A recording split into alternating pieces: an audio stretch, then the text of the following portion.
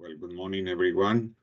My name is Emilio Chubieco. I am professor at the University of Alcalá in Spain, and I'm a science leader of the FirEUrisk project. And the project coordinator is Domingos Viegas from the University of Coimbra, but unfortunately he has not been able to join us today. So I will briefly present the general structure of the project, but I will spend more time explaining the integration and the different work packages that we include in the project. The FirEUrisk project is a result of a call of the European Union, H2020, on fire risk assessment. So the project aimed to cover the different stages in fire risk. The first one was the assessment of current conditions, the reduction of those conditions leading to increase the vulnerability, improving the vulnerability or reducing the danger, and also analyzing future conditions. All these aspects should be integrated and in close coordination with fire managers and other end users. We have a short video to introduce the project, so let me include it now. Wildfires are increasingly threatening Now working? Okay, great. The environment and societies. They can lead to ecological and economic damage and loss of lives. Due to climate and land use changes, their extent and severity are increasing, posing great challenges in Europe and worldwide. The risk of a wildfire occurring depends on weather and fuel availability, human drivers like accidents and arson, but also on socio-economic aspects, such as land use and fire management strategies. To enable effective wildfire management, an integrated approach is necessary. Before a fire, improving fire risk assessment facilitates reducing negative fire impacts. Fire suppression must be carried out considering its full environmental and societal effect. Recovery actions should produce more fire-resilient landscapes and communities. The European project FirEUrisk addresses these needs by fully integrating physical, socio-economic, and political contexts into existing protocols. Its aim is to deliver a coordinated and science-based strategy for European wildfire management. It brings together 38 partners from all fire-related sectors, from researchers to first responders and authorities. Supported by citizen scientists, they provide the knowledge necessary to co-design effective solutions. To assess wildfire risk, it will use innovative methods for estimating and communicating fire danger and vulnerability.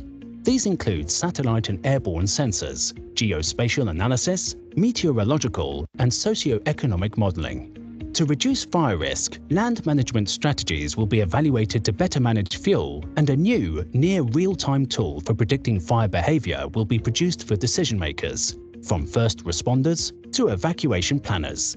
To enable adapting to future risk, high-resolution climate scenarios will be complemented by demographic and socio-economic projections, as well as environmental policies. The resulting strategies will be implemented as pilot sites and demonstration areas across Europe, and all findings showcased via open access, providing valuable knowledge and tools for every stakeholder.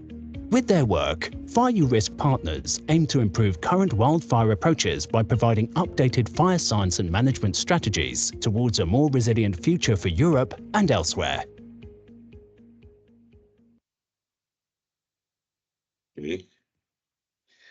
Okay, so that's a general introduction to the project.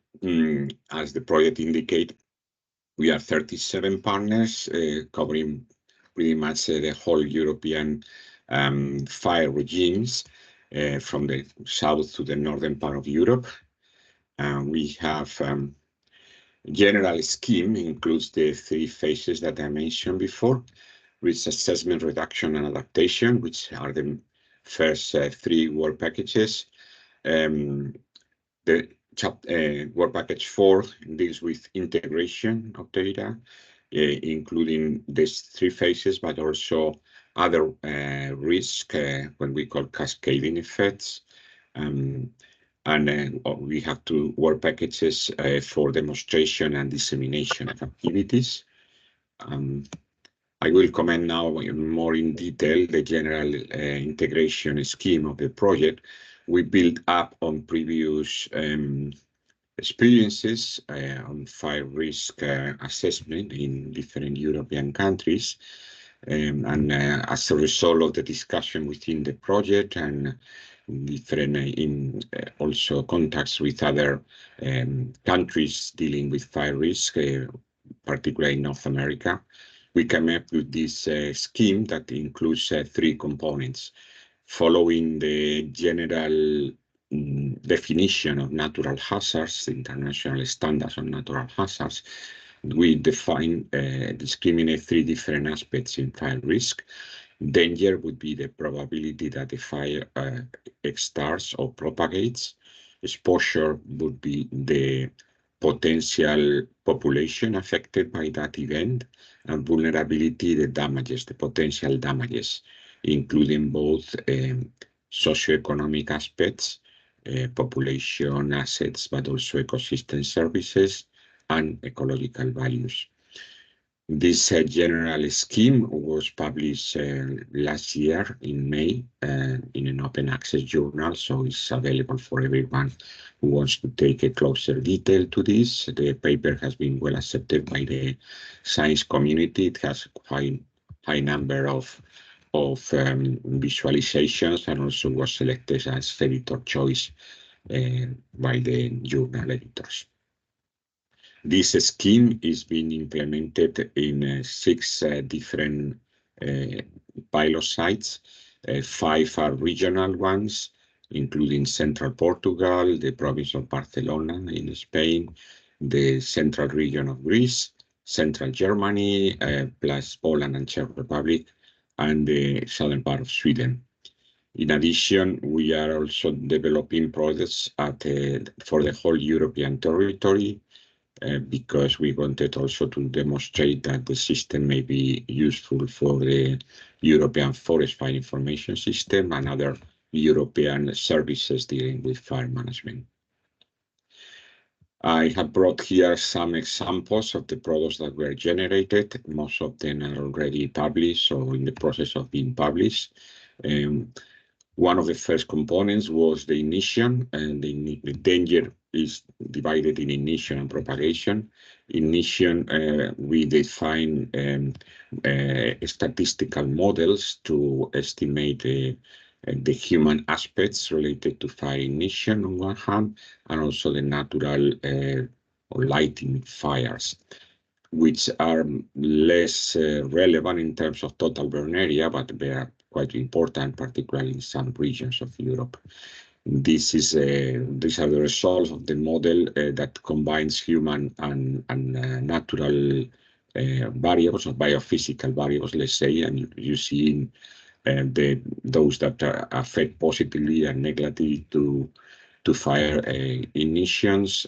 Obviously, then the southern part of Europe is much well affected by this process. We know that from historical reasons, but we wanted to better understand which factors would be more relevant.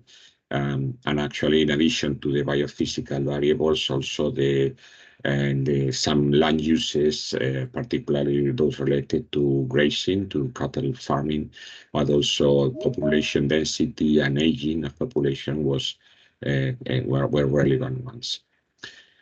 Another important development within the project has been the generation of a new fuel typology, aiming to be scale independent, that could be applicable to different spatial scales, and also useful to cover different phases of fire risk, not just danger, but also emissions and exposition of fires. So this typology is a hierarchical one, with discriminated general fuel type that is the first level here in the left side of the table.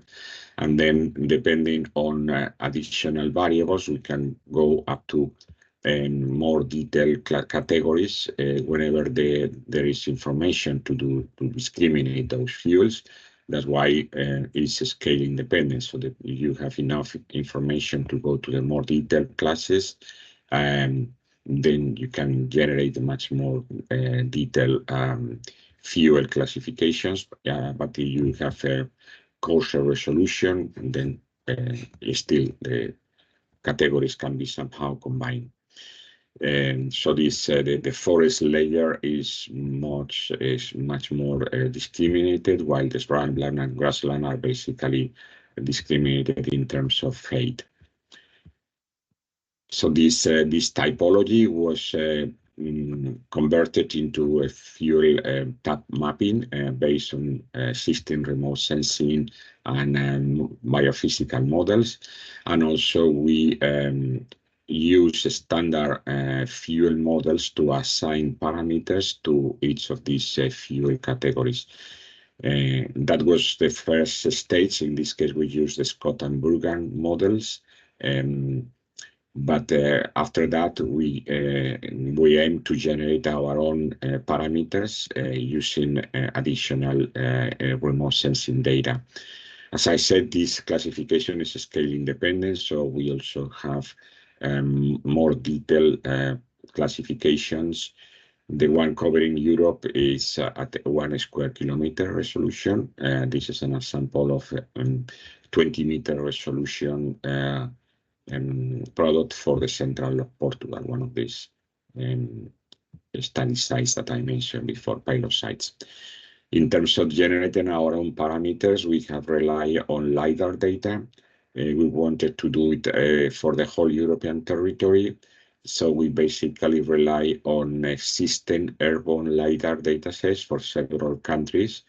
And these areas were modeled to resemble the full waveform of a spaceborne LiDAR. This is one located in the space station called GDI.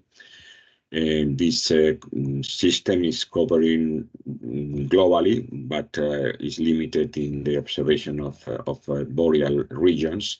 So we have to interpolate for those boreal regions using additional data.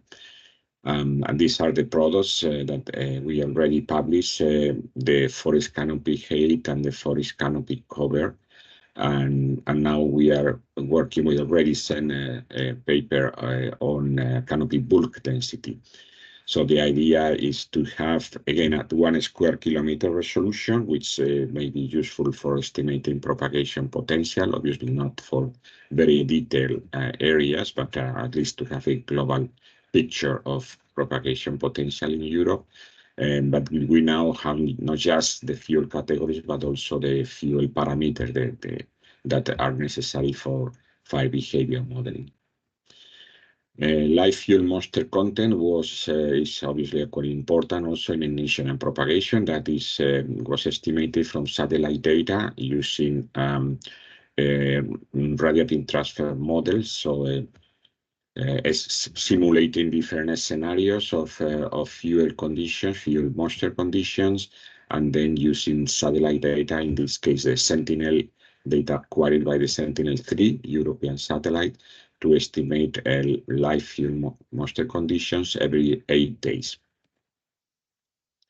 So these plus terrain and weather conditions that were estimated from the European Center for Medium Weather Forecast initially, but they were downscaling again to 1 square kilometer.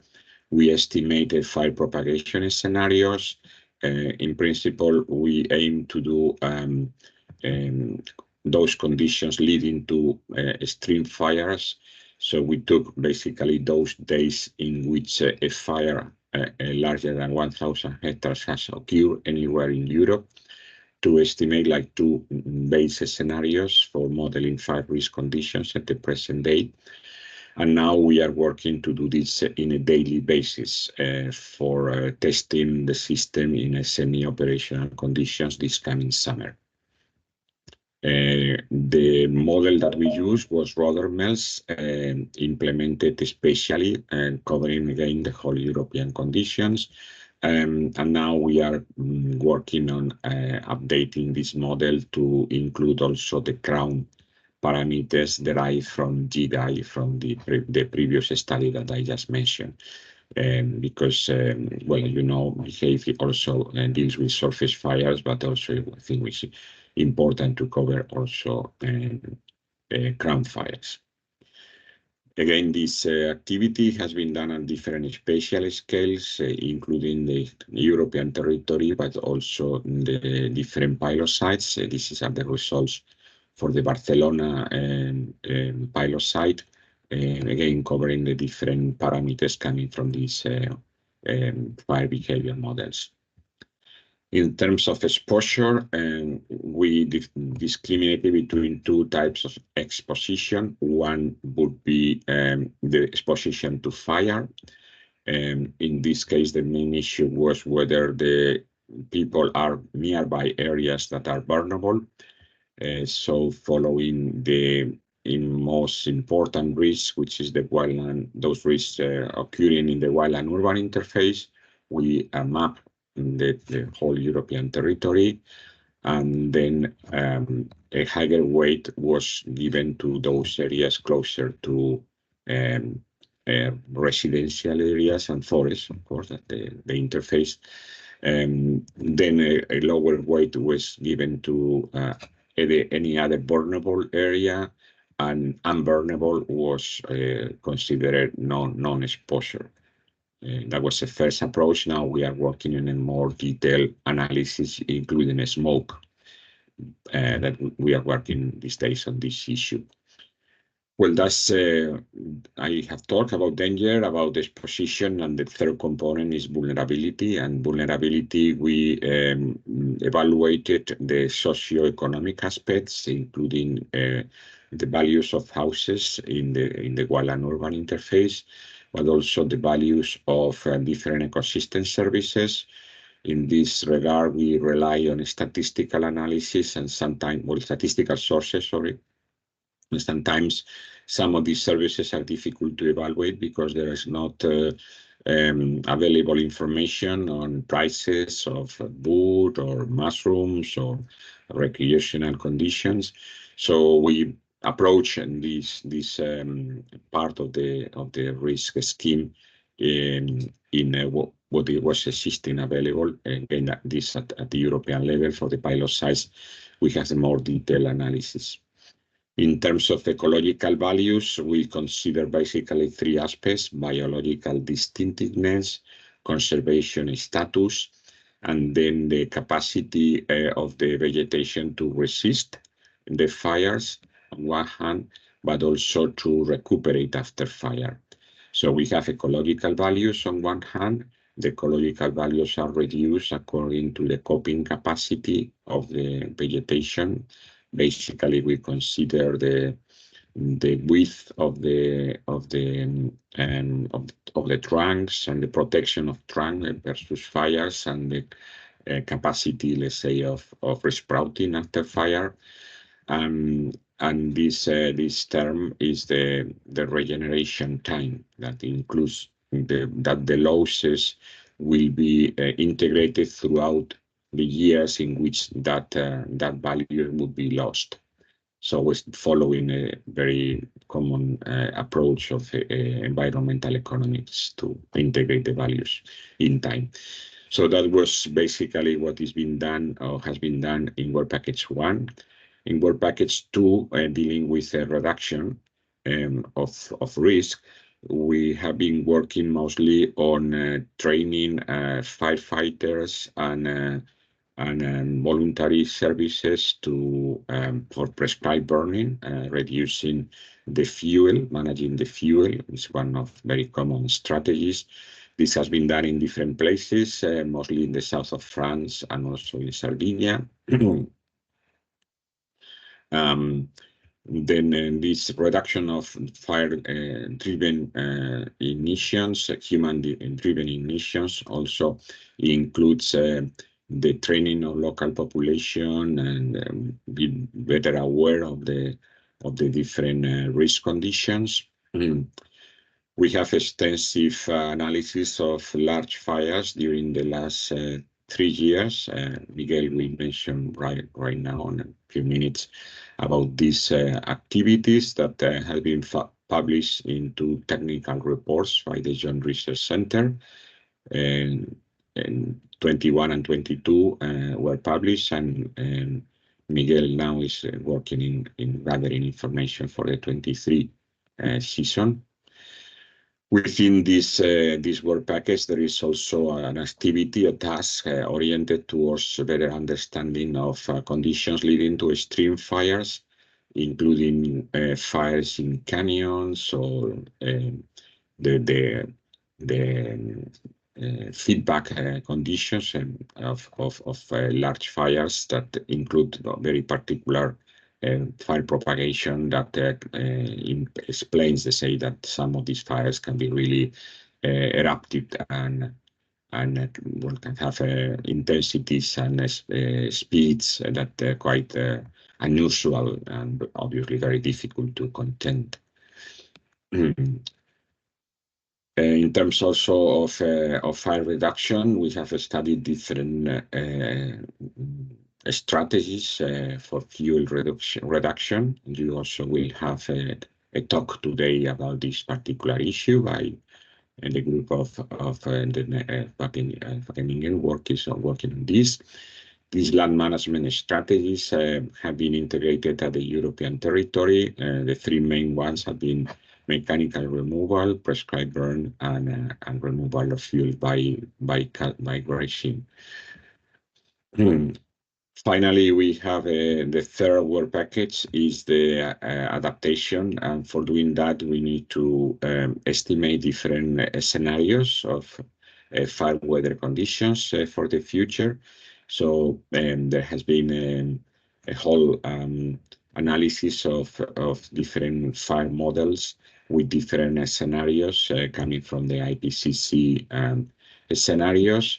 Dealing to projection of fire weather conditions. You also will have a dedicated topic talk to these issues by the people of Boston and Shackleberg that have worked on this.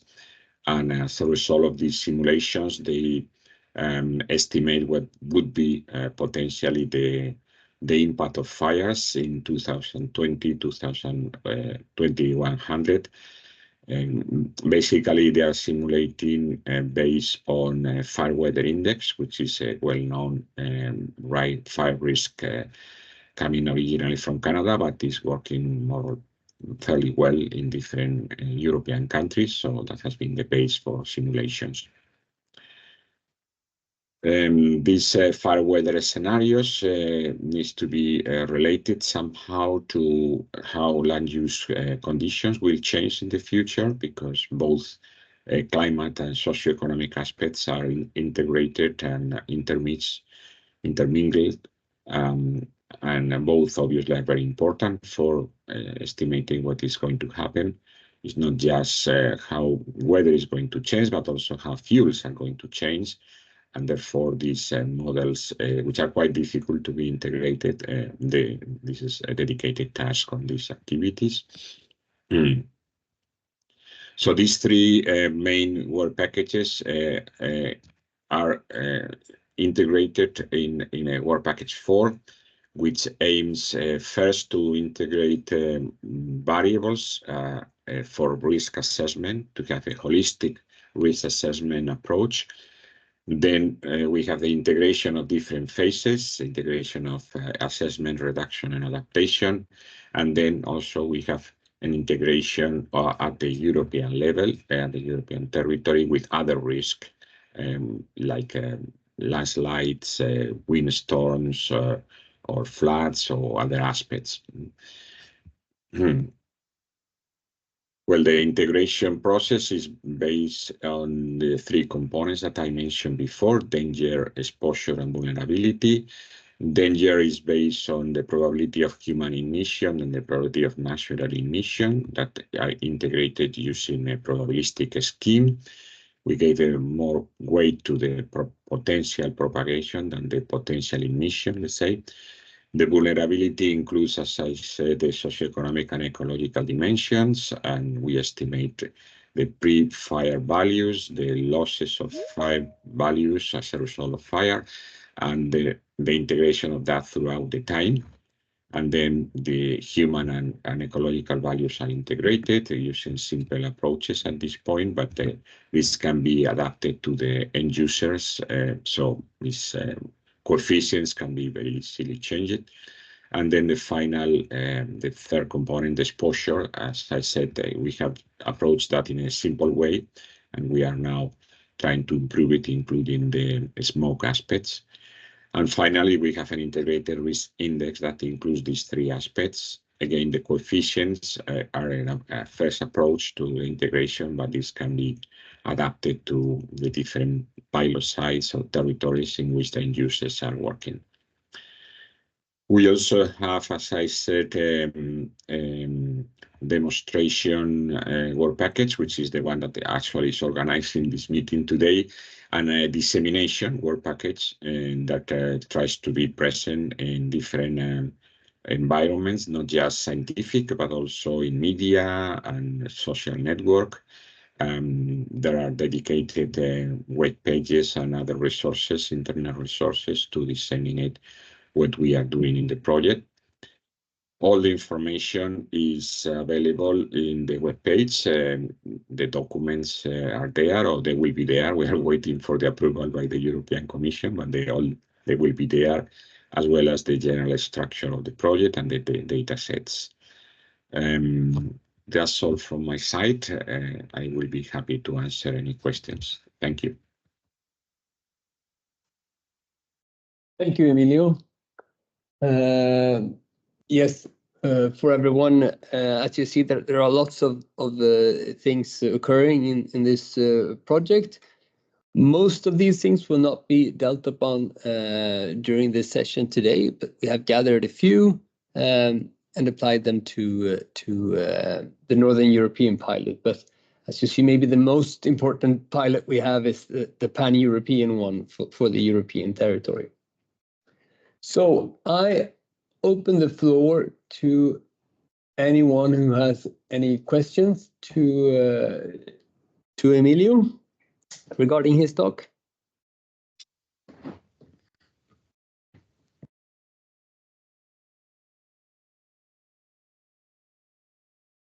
I see no hands up.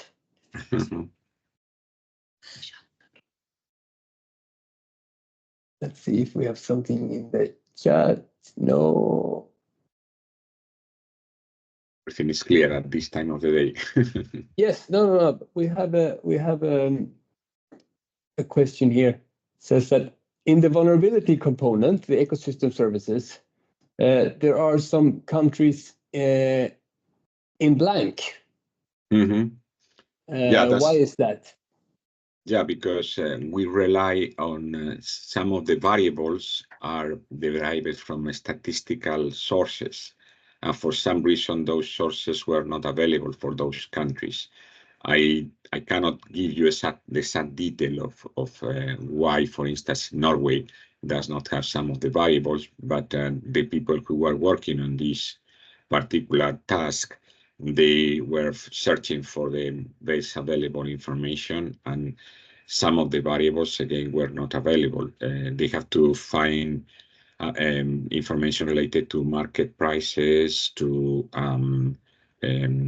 value of services for all the different countries, and they rely mostly on Eurostat and whenever available on national sources. But for some countries or regions, they just didn't find any particular good surrogate, let's say, or good variable to estimate that particular, and therefore this variable was not evaluated in those territories.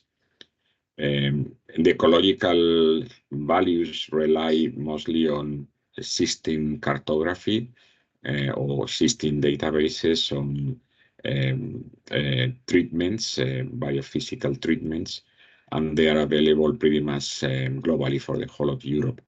But for the case of socioeconomic aspects, not all the information is available. Even just, for instance, the value of houses, which is an important component of a socioeconomic fire risk, it is not really available at the global scale. We don't know what are the prices of houses in Norway or in Switzerland, and therefore we have to rely on indirect estimations coming from insurance companies, for instance.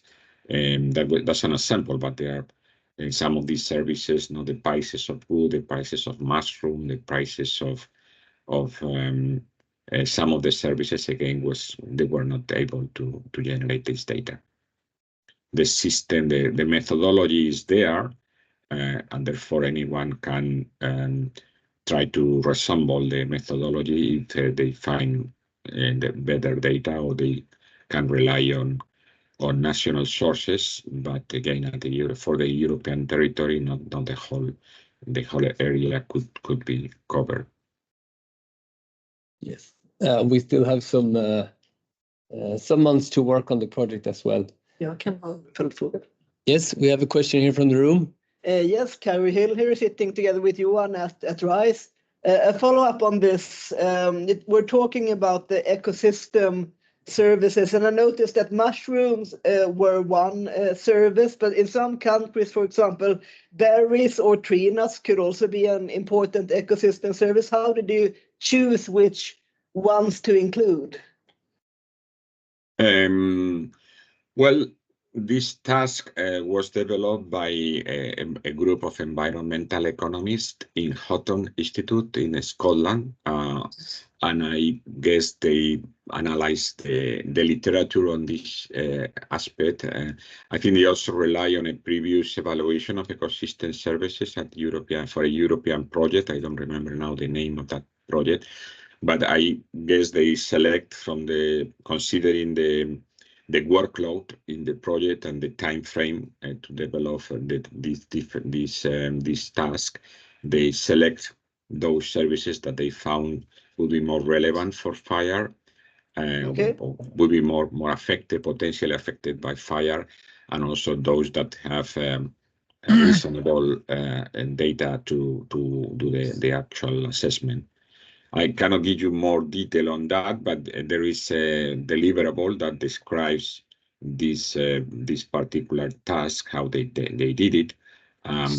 Again, all the deliverables should be in the web page. I cannot affirm at this point that they are already, because one of the regulations of the European Commission is that they have to approve the deliverables before being released publicly. But if it's not yet done, it will be in a few weeks, because the deliverable was sent, I think, 3 or 4 months ago. So we are waiting for their. But if you thank you. If you have the interest on this particular variable, send me an email and I can send you privately, let's say, the deliverable. Meanwhile, it's approved publicly. I cannot do more at this point. Thank you. Okay, Emilio, I know you have some minutes left. So we have a question from UK as well. Wondering if the Sentinel-based live fuel moisture product is available, publicly available. Yeah, the fuel moisture product. Well, the purpose of the project was not so much to develop services, but to develop methodologies.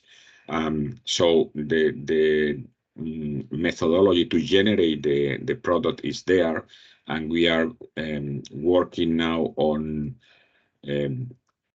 obtaining semi-operationally for this coming summer. But within the project, there is no foreseen of producing operationally, let's say. It's just testing that the project is working well. So you can contact the person that developed this particular project is Valerio Valerio Pampanoni, which is working in the University of Sapienza in Rome. The algorithms are published already, and the product is ready. So he has all the code to develop it, and we plan to obtain it this coming summer in a weekly basis. But in principle, the project does not have the commitment to produce the product in a continuous basis. We hope that the EFIs or any other fire-related service could do it, but not within the project. The aim of the project, again, is developing the methodologies, not so much the product itself. All right. One last question, Emilio. Are the fire risk threshold calculated for each region or for the whole European forest area? Well, in principle, this first index that we developed for the European territory includes geographical distribution of the factors, but not the weights. The weights, again, is a first approach to obtain a integrated product, but the weights assigned to each component of the fire risk could be easily changed according to the different end users' perspectives. In principle, the products that I have shown have the same weight for the whole Europe, which makes sense. But obviously, we would have to produce a longer time series to probably adapt this initial weight, the weights of the different components to the different conditions in Europe. But again, this is an experimental project, and at this point, we just aim to obtain a first assessment of the products. And this coming summer, we will have a longer time series that could be related also to fire occurrence. It is one of the tasks that is the validation of this system, and that will be done basically this coming summer. So the full validation is not yet done. Excellent. Just in time, Emilio. Thank you. Thank you. Now, I hope that Miguel is online. Yes, I see you there. Yes. Excellent. And you should be able to share your screen. I'm trying. Yes. I think you can see my screen. We can. Just let me. Perfect. Thank you. I think now you are in the presentation mode, isn't it? Now we're in the presentation mode, yes. Okay. So thank you very much. So if the presentation mode means the thing with the small next slide to the right. So the one that you should see. Okay. So now is the correct one? This looks good. Thank you. Okay. Thank you.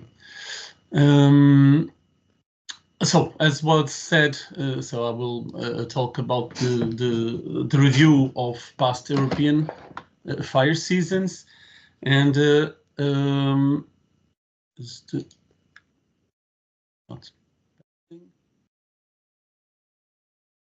sorry, I will try to do it here. Okay, so. And this presentation will be based on the global trends observed in Europe regarding to wildfires, focusing primarily on the two studies that we have produced within the FirEUrisk project on the fires that occurred in Europe, the largest fires that occurred in Europe in 2021. And another report that we have made, Emilio has said before, on the wildfires that occurred in 2022. The report on the 2021 wildfires has already been published by JRC in the repository, while the 2022 report is about to be published. So currently undergoing editorial reviews. So, and I can already anticipate it, as Emilio said, that we are working on the wildfires of 2023, including a special section on the European support that was provided to Canada in the very large wildfires that occurred there last year, and that involved a joint European force composed by Portugal, Spain, and France. In the report on the 2021 wildfires, we analyzed 8 events, where in 3 of them, the Gonforon, Attica, and Aracapas, 2 fatalities were recorded in each of these fires. And in the report of 2022 wildfires, we also analyzed 8 wildfires, some of them also with associated fatalities, such as, for example, the Mursa wildfire, where 2 people died. And in addition, we also had a section analyzing the situation in Ukraine regarding wildfires, here in pink, in the right image. So this is basically a description of the changes driven by the war, both in terms of the number of wildfires as in this situation, a new type of ignitions caused a rise from bombings and from military activities. At the same time, this section aimed to understand the new fire management challenges, as changes such as the circulation restriction to the citizens or the hindrance of activities have consequences on the pattern of ignitions and also on the detection. And on the other hand, the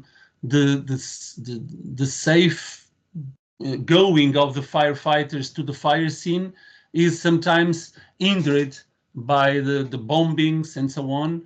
And many times civil protection resources are often directed towards to supporting building collapse and rescuing people and so on, so relegating wildfire suppression. Anyway, this presentation will not dwell on the specific situation in Ukraine, but in the general of the wildfires. And so we had to select the wildfires to be studied. And this is not always an easy task, because sometimes what is a significant wildfire for some countries may be a trivial event for others. For example, in a wildfire of less than 1,000 hectares in Portugal, for example, or through natural importance, it is not an exceptional occurrence. However, for example, in Sweden, a wildfire of this size would be maybe one of the largest in the country's history. So, and on the other hand, if an occurrence, even if minor, is associated with the death of a first responder, of citizens, it is certainly worthy of reporting for the lessons that it may provide. Of course, we also select the fire events based on the nationalities that we have in the consortium, and so with 18 countries represented in the FirEUrisk. So of course this was an asset that helped us to have a comprehensive overview of the wildfires that occurred in Europe. Apart from that, so in this study we tried to select the wildfires based on the size of the wildfires. Of course, it is important. The impacts of the wildfire, as I told you, if there were fatalities or houses destroyed or other exceptional impacts. Also, the transboundary wildfires that required cooperative intervention between countries, and wildfires that occurred in the regions or countries with, let's say, a weak history in terms of wildfires, which I referred as emerging wildfire countries. And so this has deserved our attention because it's a new situation demonstrating the geographical expansion of wildfires and the new fire patterns that are being observed. And indeed, we are witnessing this extension of wildfire danger to the northern countries. Let us consider, for example, these two countries, so Sweden representing the northern countries and Portugal, let's say, representing the southern countries. So with completely different wildfire history. And in this and in the case of Sweden, we can see that from these blue bars, we can see that the number of wildfires actually has not changed much through the years. In Portugal, if we look to 2005, after 2005, we can even see a downward trend in the number of events. If we look to the red line in both graphs, and if we exclude the peak years, so 2014 and 2018 for Sweden, and 2003, 5 and 17 for Portugal, so we can see that the burned area values also have shown some consistency. However, is precisely these exceptional years that can cause the potential real catastrophes. Looking only to wildfires with more than 30 hectares, we can infer a growing trend in the number of wildfires of this size for Sweden. However, for Portugal, this trend is constant or even decreasing.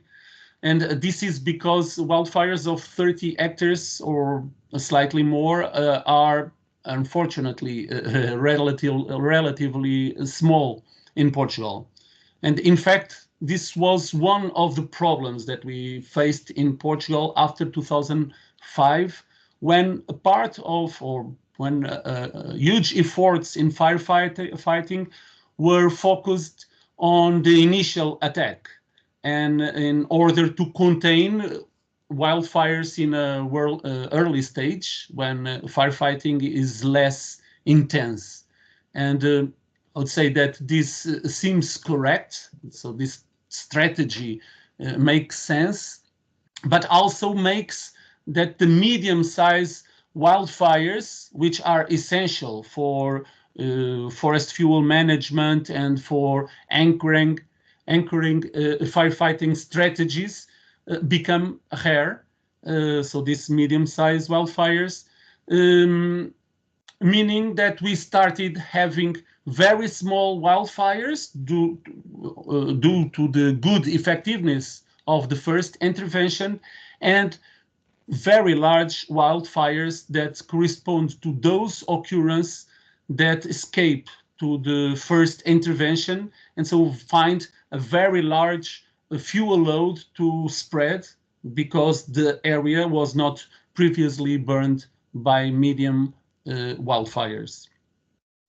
And so, as can be seen in this graph, all through the number of wildfires in each year and the corresponding burned area may be constant or even lower during the years, the area of the 5 largest wildfires recorded each year has been a growing trend. So we can see very evidently here. And so we start having much more very large fires that are extremely concerning because they are concentrated, the impacts are concentrated in a unique region rather than being dispersed over several areas, as would be more acceptable and less harmful. Naturally, the increase in large wildfires is due to a multitude of factors, like sociological factors, also the climate change that I believe that is the main cause for the expansion of wildfires to Northern Europe and to countries that historically do not have the extensive record of wildfires. So returning to the studies that were carried out within the FirEUrisk, we started with an introductory analysis of the statistical aspects of the wildfires and the meteorology experienced during those years, so 2021, which had strong heat waves and long drought periods in several regions of Europe. And so these reports also included chapters regarding to the description of each wildfire that was analyzed. So each wildfire was, let's say, a chapter. And so these chapters of describing the wildfires started with the presentation of the wildfire with a general description of the fire context, and then a description of the region affected by the wildfire, particular regarding to the demographic characteristics, the orography, the slope, the fire recurrence in the region affected, and the land used. We also have another section with the conditions in which the fire spread, where both the predicted conditions and the recorded data, namely the weather or the meteorology conditions, the fuel moisture content, and the fire risk indexes, specifically the fire weather index and the sub-indexes, as well as an analysis of the firefighting resources that were allocated to the fire scene. Of course, the fire development was also analyzed, both from a macro perspective and from a micro perspective. So analyzing particular episodes or incidents that deserved a special attention or the lessons that they could provide. And in some wildfires, an analysis of smoke and dispersion was also carried out as a factor with potential impact on the population exposed.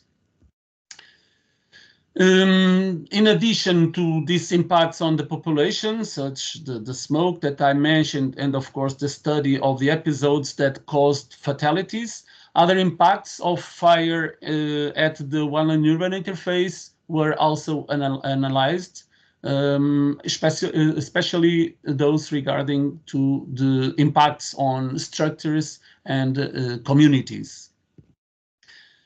And in several cases, the impacts of fire were not restricted to direct impacts that I mentioned before, but extended to cascading effects or indirect impacts, mainly due to issues related to erosion or the proliferation of diseases in the forest species. And at the end of each chapter, a reflection was made on the main lessons learned from each fire event, both in aspects related to prevention, preparedness, response, and recover, and also in terms of the strategic decisions that should have been made and were not, or that were made and so has had positive effects. In this regard, more than a particular reflection or on each wildfire, I would wrap up the main conclusions emphasizing that were emphasized in the reports. And so I would start by saying that we need to increase the capacity to predict days and location with higher fire danger and fire risk, which allows for the pre-allocating firefighting resources, so increasing the surveillance in those areas and also the detection capacity, and also imposing restrictions on the activity that may cause ignitions.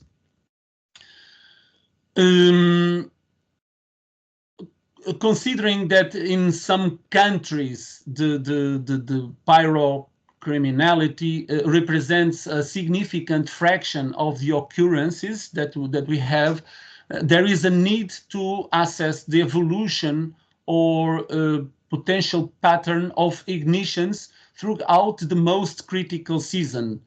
Nowadays it's more at the end of the year or something, but should be during the critical season, so thus allowing the surveillance efforts to be concentrated in a certain areas, which could serve as preventive, so somehow to cause some concerning to the people that is putting those fires, and in addition to the possibility of identifying the persons causing those fire, and of course having a faster detection of ignitions. In large fires which usually occur in areas highly prone to fire and during hot, dry or very windy days, the public civil protection resources available, so the firefighters and the other agents to respond to all intervention needs, will always be insufficient. This is something that we must have in mind. Will be insufficient to respond to all the places that they have to be. So thus, during the most intense period of these catastrophic wildfires, the self-protection capacity of citizens and private entities becomes the greatest ally for impact mitigation. So, and I would say that awareness, education, and training of citizens in their reaction to wildfires are a key issue for fire management and policies design. I can say that in southern countries, where citizens are more familiar with wildfires, and even so on catastrophic events, people in the southern countries panic, taking irrational or panic measures, and of course with the consequent impacts. In Nordic countries, this tendency of panic arises even more easily because people is not so familiar with fire, and so this makes the training of these people even more urgent.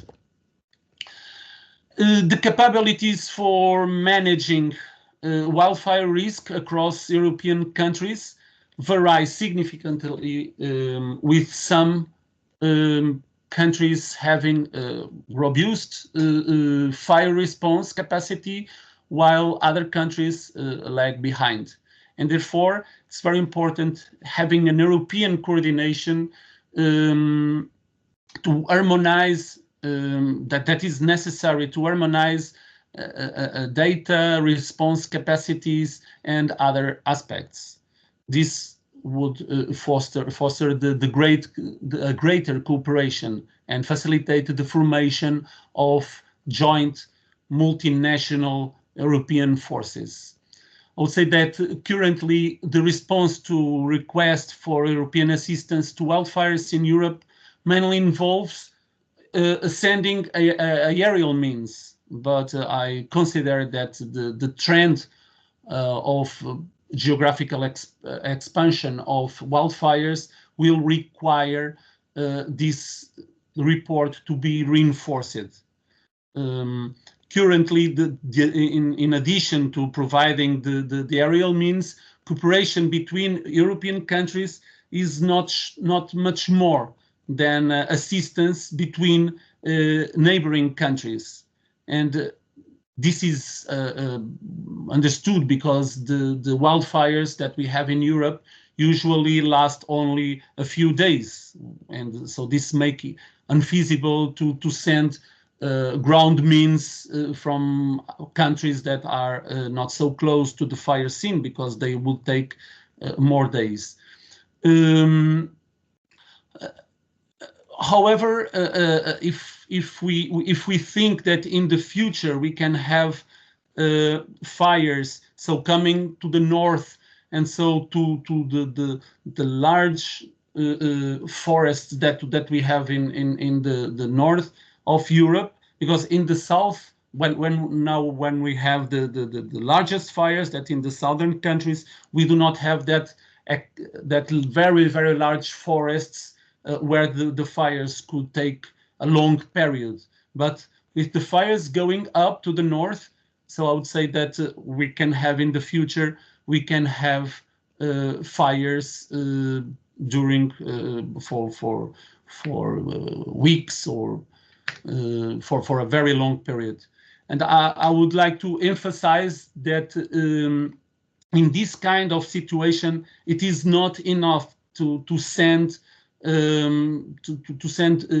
means or resources, people, firefighters to one country to the other. It is important to, of course, to have a good logistical processes and the information harmonized, and tools also harmonized, as well as the interpretation of this information and the use of these tools, to have a unique and a common force acting in the same fire scene.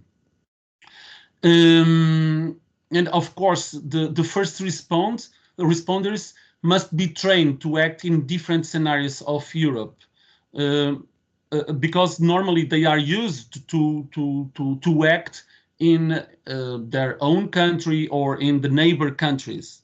But for example, in the southern countries, firefighters are prepared to fight very intense surface fires and to protect communities, but maybe they are not prepared to fight a wildfire in Sweden, for example, or in a boreal or semi-boreal forest that largely occurs as an underground fire and where the dangers are completely different from those in the southern countries. As I mentioned at the beginning, we are currently preparing a study on the wildfires in Canada, where forces from Portugal, Spain, and France were sent. And all through preliminary results indicate that this operation was very successfully. It is also become possible to see that our firefighters had to face procedures and firefighting tactics that they were not used to. And because they faced unfamiliar scenarios and with presence of bears, for example, that they were not prepared to face, or mosquitoes in quantities that surprise them. Anyway, finally, the wide range of lessons that the analysis of these and other wildfires has provided, and the number of lessons that can be drawn from them, should encourage both the scientific community, the political, the operational communities to methodologically analyze the wildfires and these episodes where lessons can be extracted. And in this sense, in the FirEUrisk project, we prepared a protocol for wildfire analysis that is about to be published. And we included as the main chapters. So the collection of information in the field, so during and after the fire event, the collection of complementary analysis data, such as orography, meteorology, environmental data, infrastructure characterization, or the exploitation of products derived from satellite images. And finally, the use of data that can lead to the reconstruction of the fire event. And so that is always from my side. So thank you very much for your attention. Thank you, Miguel. Unfortunately, we do not have time for any questions at the moment, but if you do have questions for Miguel, please write them in the chat and we'll take care of them after this session today and send it to him by email. So let's see. I think it is time for me to go from the European perspective to the more local perspective and give you an overview of the Swedish wildfire regime. So let's see if I start sharing.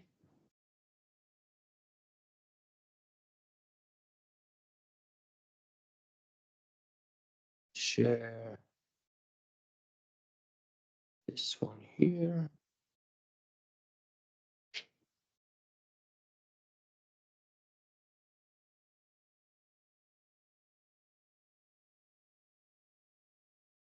How does this look? It looks good, Johan. Yeah, it looks good. Go ahead. Thanks, Fredrik. All right. Yes, a short overview. I'll try to make this a bit fast of the Swedish wildfire regime. Present and historical, and much of the historical things I borrowed from my colleague Anders Granström, who's possibly online. First of all, very important, wildfires for most parts of the world, and especially in the Boreal, is both a natural and a cultural phenomenon. So with natural ignitions mostly being lightning strikes, of course, but as we know, most of our fires are anthropogenic in cause.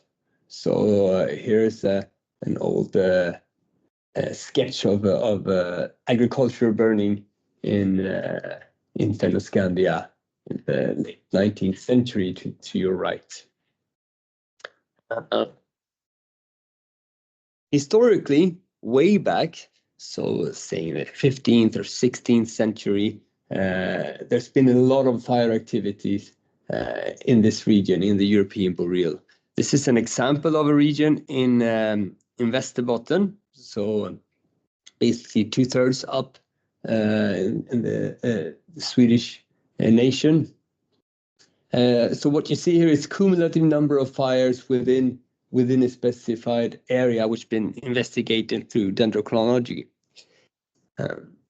We see a steady increase in number of fires from the 15th century up into the 18th century,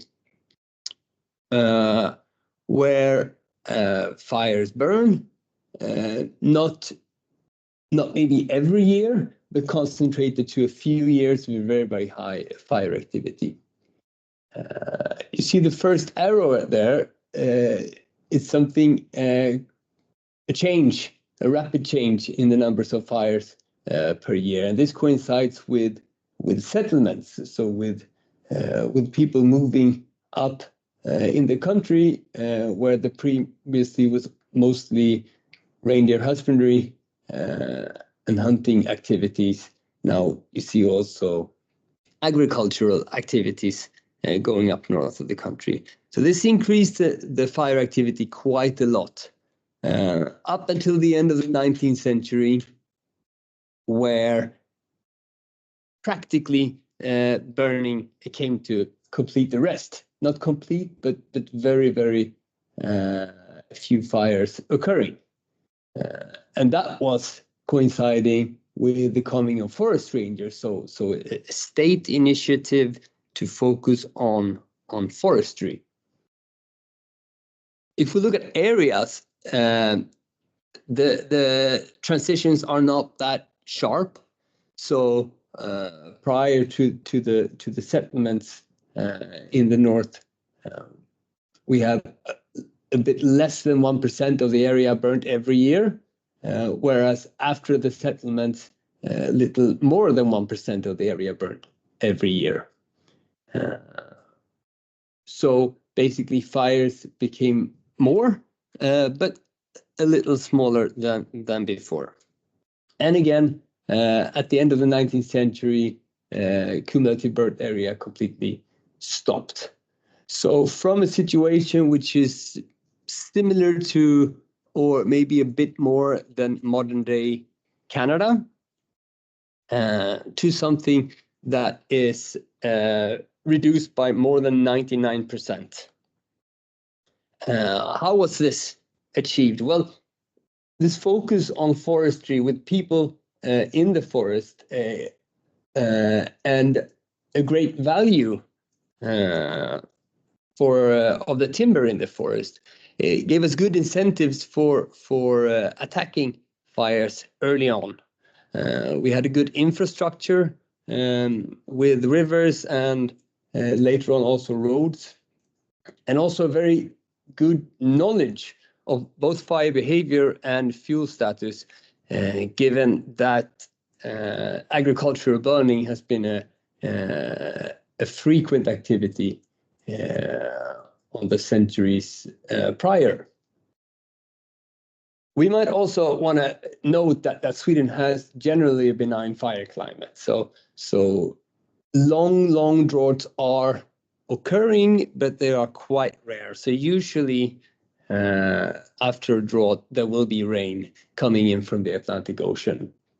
We also have quite a favorable landscape structure with lots of lakes and rivers that can act as fire barriers, and not too steep mountains compared to some other parts of Europe. So moving towards this modern era, so this is basically just looking at the last 25 years.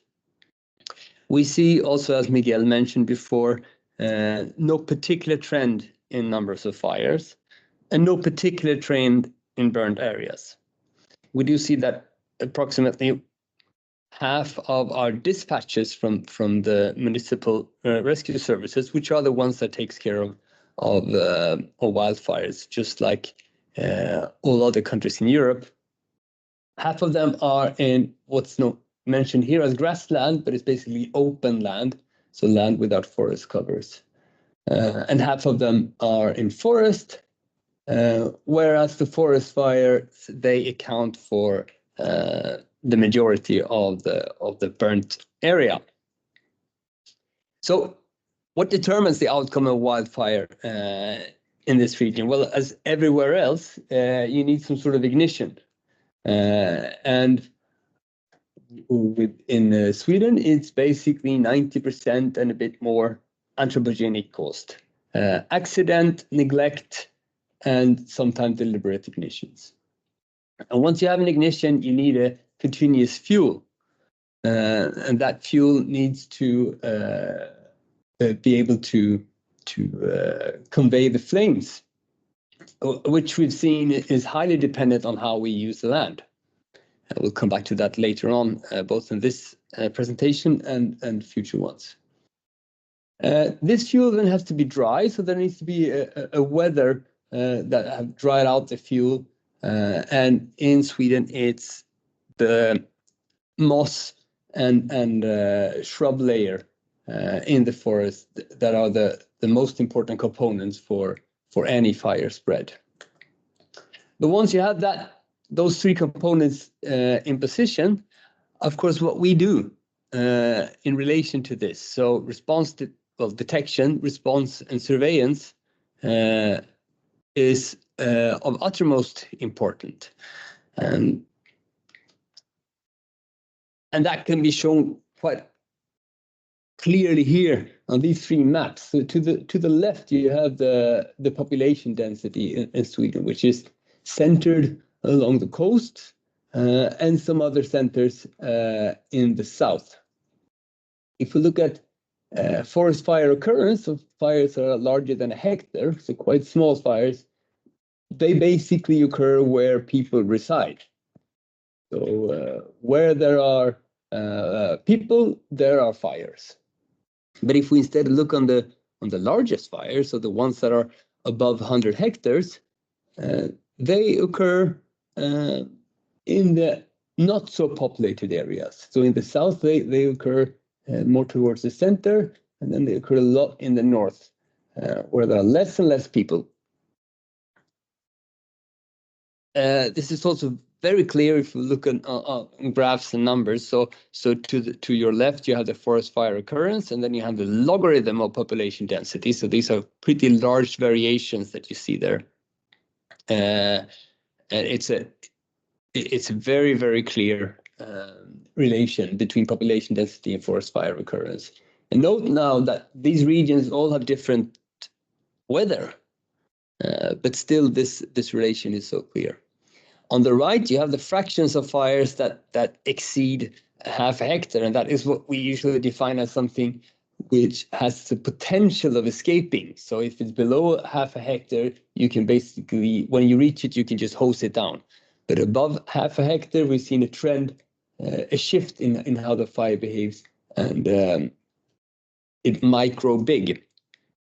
And that fraction decreases also a lot with the population density, which is, and again, is in logarithmic scale on the x-axis. Just to give you a picture, this is the typical landscape in which our large fire starts. This is one of the fires, well, two ignitions that grew together from 2018.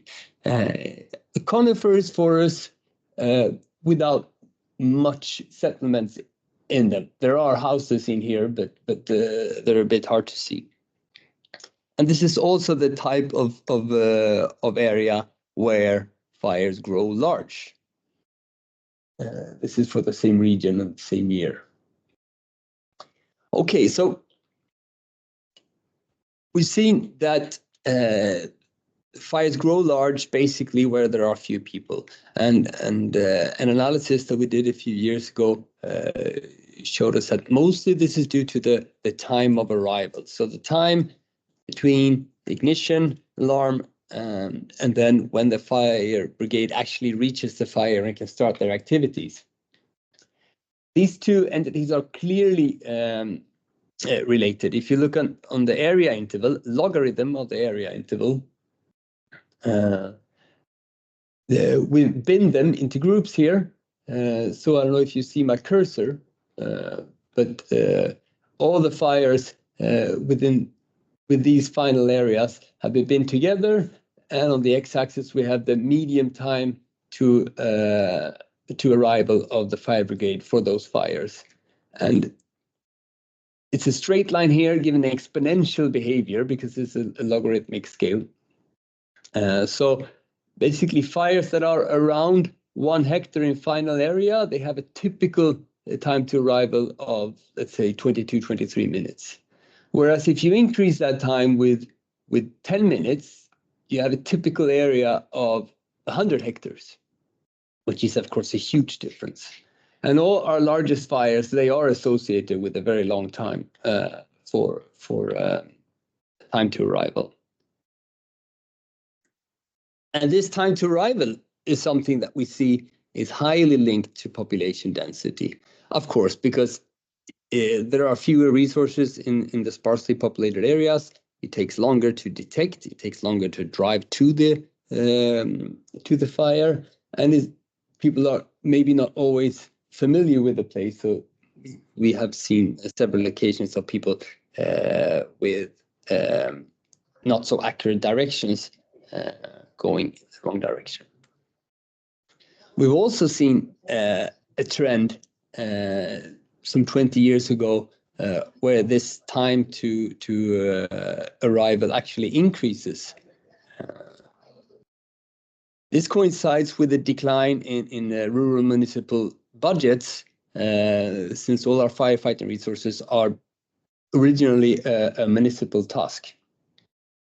This has probably decreased in the last few years, because there's been some developments, especially after the 2018 fires. So we have now a better cooperation between fire services at the level of command and control, which means that at the same, like Miguel explained, for Europe, sharing of resources has become easier, but also needs to be further enhanced. The same goes within our country. So the sharing of resources between municipal units are now much more easier with centralized levels of command and control. We also have a state-sponsored resources. One of those are helicopters that are now free of charge for the municipal forces to use, which has been frequently used during the last years and much appreciated, but we don't really know the efficiency of it yet, but used a lot compared to, let's say, 10 years ago. We also have a European cooperation through the rescue mechanism with the fixed-wing aerial resources that are being used, and also, of course, shipped down south when needed. The ignition causes that we have in Sweden are, as I said, mostly anthropogenic, and of course, if you look at all the forest fires, more than a third of them are unknown. We don't really know what causes them. And thereafter, we find campfires, we find arson, and then we find lightning. Children playing with fire, and then a lot of different burning activities. However, if we look into forest fires of different size classes, we see as they grow higher and larger in size, a few ignition causes clearly come forward. So, for example, children cause usually very, very small fires. So they are only non-existent in the largest fires. Whereas lightning, quite large, reignition, quite large, other sparks, which is then either trees falling on power lines or machinery working in the forest. This reignition category is quite important. We have an investigation of Anders Granström from the fires in 2018. So these are the 12 largest fires burning that year. And initially, most of them, all but one actually, were ignited by lightning. So lightning fires are difficult because they occur where people are not present, and it takes a little longer for people to detect them. But then they're also labeled here with reignition. And in this case, we mean reignition with something that there has been a certain time where this fire has been basically controlled and small. But then since we had a very severe resource scarcity during this summer, the surveillance and mop-up was not proper, and they were then let to reignite the day after or even several days after. We do see some trends in the ignitions. I want to highlight two of them here.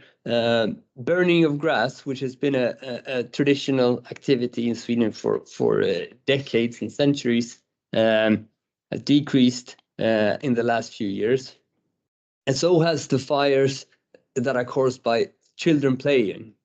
So from basically being 10% of all the dispatches to virtually nothing the last few years. So, but if we look in a little longer perspective, so there are also trends in land use, and these have decade-long legacies of how our forests will respond to dry weather and, of course, burn should they ignite. In Sweden, we have mainly 3 native species in the forest. So this is a Scots pine, it's a Norway spruce, and it's a silver birch. And the coniferous stands usually constitute a good fuel. So the moss layer with litter from the tree, and especially if there are shrubs above that, is a very good fuel. Whereas we see mostly that deciduous stands, birches, then mostly convey flames poorly and can actually act as fire breaks sometimes. For the last few decades, pre-commercial thinning has become highly aggressive. So in the first few years of the new succession in the forest, you take away all the birches, which grow naturally in the early stage. So you cut them early on, leaving a purely coniferous forest, which usually produce very, very good fuels, with some exceptions. If you let some of the birch trees stay in the forest, what happens is that you get some leaf litter fall, and this leaf litter smothers the moss, and the moss is then the key to all our fires in our both boreal and hemiboreal forests. So the leaf litter smothers the fires and makes the little layer more compact and not so vigorously burning. And we see that only a few trees in your close vicinities, a few deciduous trees in a coniferous forest, has a huge impact for, as the example is here, the depth of the moss and litter layer. So basically two trees in your close vicinity, which approximately is maybe 5 to 15% of all the trees in your stand, has huge impact, which will then translate to a much lower intensity and slower rate of spread. Another trend that has long legacies in the forest, and that's drainage of wetlands. We have millions of hectares of land and mires that has been drained. This peaked in the 80s. It's nowadays forbidden to drain previously undrained land, but you are allowed to maintain the ditches that already occur. This, of course, has a huge impact on how fast the deeper layers dry during drought periods.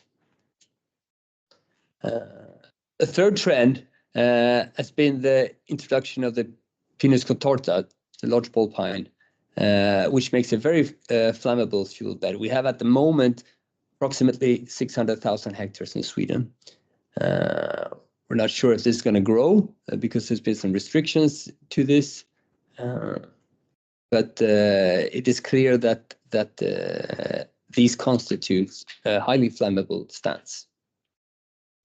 All right, I hope I saved us some time here. Just a short summary. The wildfires in Scandinavia, they are driven by choices made by us, where we move, where we are, and how we manage our lands. There is a high potential to reach fires early after ignition, and this is the key to success compared to other parts of the boreal region. So we can easily, we have a high accessibility with our forest road network. This has also been a missing key of those few cases where we have very large incidents.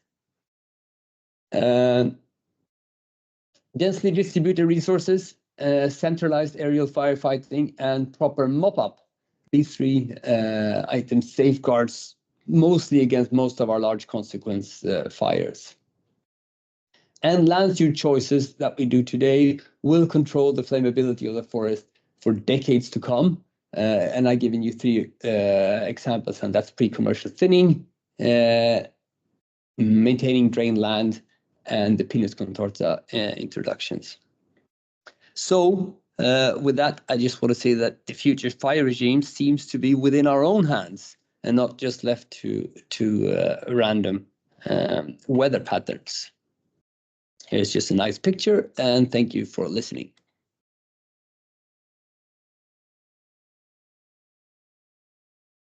There we are. My voice again. We are still a few minutes behind, so I will be glad to answer questions through the chat after the meeting. And now instead, I will invite Frida.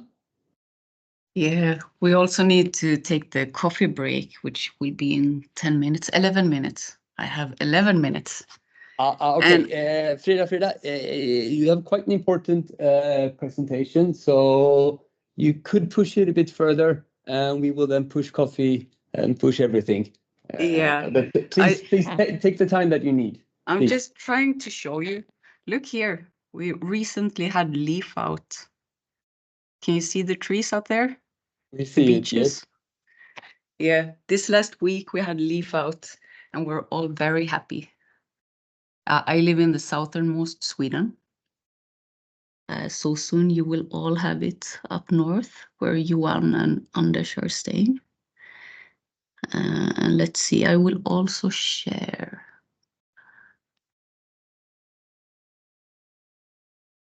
So, do you see my screen? I will make this one big. No, don't. Yes, there it is. Yeah? Yes. All right. So I will talk a little bit about a portion of the fires that Johan has been talking about. Only the fires that actually affect buildings or threaten buildings. And it can look like this. And why this is important is that sometimes, even though you cannot see it from aerial photos, sometimes, like Johan said, there are buildings within the forest. We have a lot of intermix buildings or intermix well and urban interface. And what happens with these buildings that are within a fire perimeter is, of course, important. Even though we don't have as many building losses as in Southern Europe. And we decided to look at this because building loss is dependent on fuel type and weather and terrain, like the stuff that's actually steering wildland fire behavior, but also when it comes to garden vegetation and other garden fuels, not just vegetation. And it is dependent, of course, on ecoregions.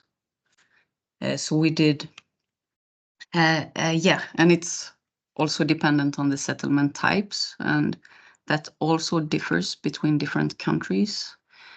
And I added in this picture because it shows that we really do enjoy our timber and wood-sided buildings here in Sweden. And we also really like to live close to the nature.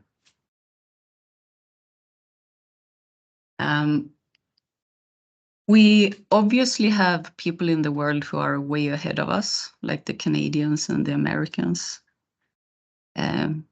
They have defined the home ignition zone, or zones rather, with the immediate zone, which is the building and the stuff that goes just adjacent to the building. The intermediate zone, the yellow thing you see here, which extends a little bit further, which roughly can be translated for Swedish people to the garden. And then the extended zone, which is the outer garden and what's beyond that, the very close wildland vegetation. So me and Johan, that's talking a lot, and Anders, who is sitting quietly, but I think I saw him with us today. We did this case study of the 4 of the largest recent wildland fires that has involved buildings in them. So the Västmanland fire from 2014 and 3 fires in the municipality of Ljusdal in 2018. In total, they included 187 buildings, of which 66 were destroyed. And we looked at the buildings in a way that roughly corresponds to these zones that I talked about. So we looked at features of each building. So what type of facade material, what type of roofing, and etc. And we looked at the gardens and what they involved, and we looked at the nearby forest. And examples of each building that we looked at could be viewed like this. Here is an example from the Västmanland fire, where the fire was approaching from the arrow down below, where it says wind. And these photos are taken by the Swedish helicopter fleet, and they're quite amazing because the resolution is awesome. You can zoom in to the gutter and you can see if there are needles in the gutter. You cannot really see it here on the PowerPoint, but we could make quite a detailed case study. Here is another example from the Västmanland fire, and the fire is approaching from the top right corner there. First, it came as a crown fire, and then it went over a clear-felled area, approaching these deciduous trees. It was approximately 20 meters in width. And then the fire it decreased in intensity, so it grew so small that it actually stopped here by the yellow dotted line here. What came out of this case study is a few significant factors for building survival that we need to consider in the north. And again, it is a little bit different between ecoregions. We saw that obviously we also need a defensible space or a lawn that surrounds the building. For these fires, we only required 5 meters to have a significant difference between buildings that were ignited and not ignited. And that was our most important factor. A second thing is that people tend to pile up wood for the fireplace very close to the facade, and they also like to have cedar, northern cedar, or spruce, or other very flammable ornamental plants close to the building. And if you have that, you're way more likely to have an ignited building. And the third thing is that if you have a few deciduous trees within the adjacent forest, you will be more likely to have a survived house after a forest fire. So that was from the large forest fires that we looked at. Oh, you also see this thing on the screen, right? I will just move that so that you can see the figure. But then we also saw that most fires, most buildings that are ignited in vegetation fires are actually very small. And if you look at these two maps, the first one here says population density. So we have Stockholm and Gothenburg and Malmö. It's our biggest cities. And very close by, you also have the most wild and urban interface fires.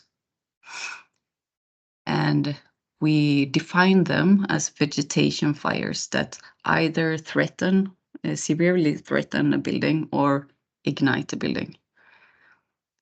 And we have approximately 30 building ignitions, and 1 person die each year from these type of wild and urban interface fires. And that is from 125 fires. Let's see to do this. And again, these fires are generally very small. So 1 hectare is 100 times 100 meters. So this is the largest bar, which is basically 10 times 100 meters in size. And if you look at the population density, when we looked at entire Sweden, we saw that it roughly followed the population density. But when we have wild and urban interface fires, we mainly have them in more sparsely populated areas. So from 0 up to 10 persons per square kilometer, or maybe 20. And then it's decreasing. And then we have some more urban, wild and urban interface fires. And again, we have a very rapid rescue service, I should say, because 20 minutes for 80% of all wild and urban interface fires, that's quite good.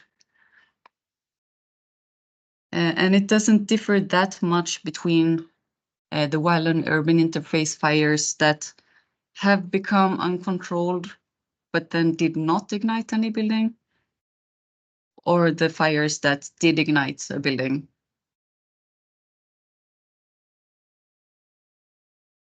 These fires, the wild and urban interface fires,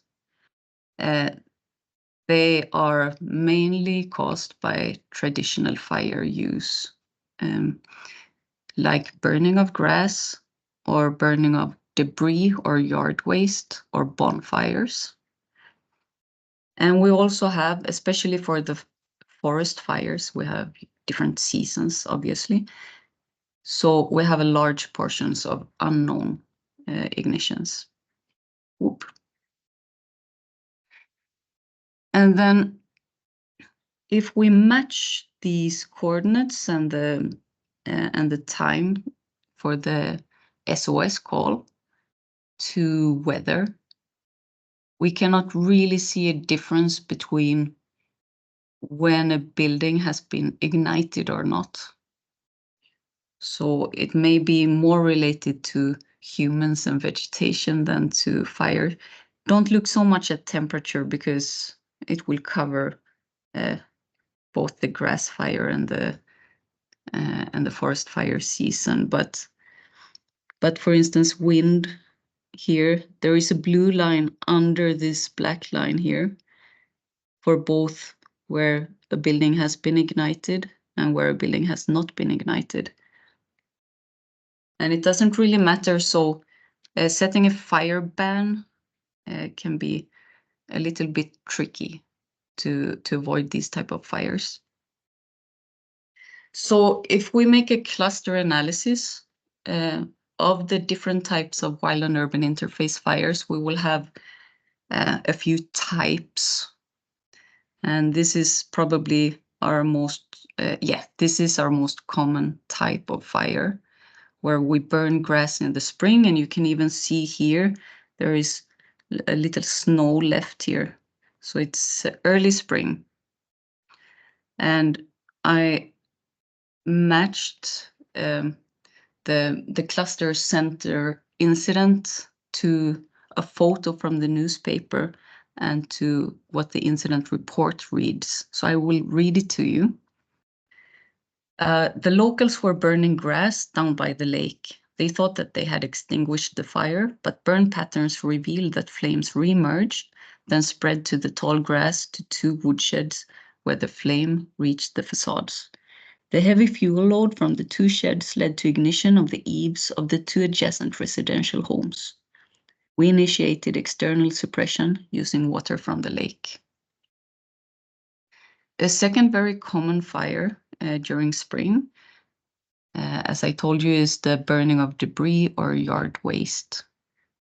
And this cluster paragon reads, I was burning leaf litter in this barrel. I had 2 buckets of water and a rake, and I had cut the grass around the barrel. All of a sudden, the tall grass outside my safety zone had ignited. My wife and I tried to extinguish, but it spread too fast. And then we have these type of urban vegetation fires. And it is not necessarily so that it spreads in the wildland, or we mainly have production forests, so it doesn't necessarily spread in the production forests, but it definitely spread in vegetation. And in this case, what you see here is a dead spruce hedge. So the spruce hedge was burning furiously upon our arrival with 6 to 7 meter flames. In the middle of the hedge was a small house with burning eaves, and a workshop in the end of the hedge was just about to ignite. Cause of ignition, a weed burner. And then, we have already talked about those types of fire, the summer fires, but they are not limited to large forest fires. They are also occurring in arable land, ignited by harvesting machines, etc. So this is a short presentation about what types of wild and urban interface problems that we encounter and why. And that's it for me. Thank you. All right, Tadas, I think we can continue. Before the lunch, we now start with Tadas from Swansea University. Yes, the floor is yours. Hi, everyone. As Johan said, I'm Tadas Nikonaos from Swansea University, and I will talk about the fire regimes in UK. And inevitably, I think, when we talk about humid Atlantic climates, we have to talk about the vegetation phenology, and I will also kind of, discuss a bit of fire weather index system and whether it's applicable to fire regimes in the UK and similar regions. So the work I will be talking about has been funded by the Towards UK Fire Danger Rating System project, as well as FirEUrisk. So UKFDRS is a big project involving 6 different academic institutions within the UK. And there are many different strands of research ongoing, basically providing scientific components for the future fire danger rating system, which hopefully will be built at some point by somebody. Okay, so when we talk about fires and wildfires specifically, I think UK is not the first country you would think about, right? However, we do have wildfires and we do have a pretty high number of them. So in the last decade or so, there were probably around 30,000 fire incidents recorded by the fire and rescue services each year.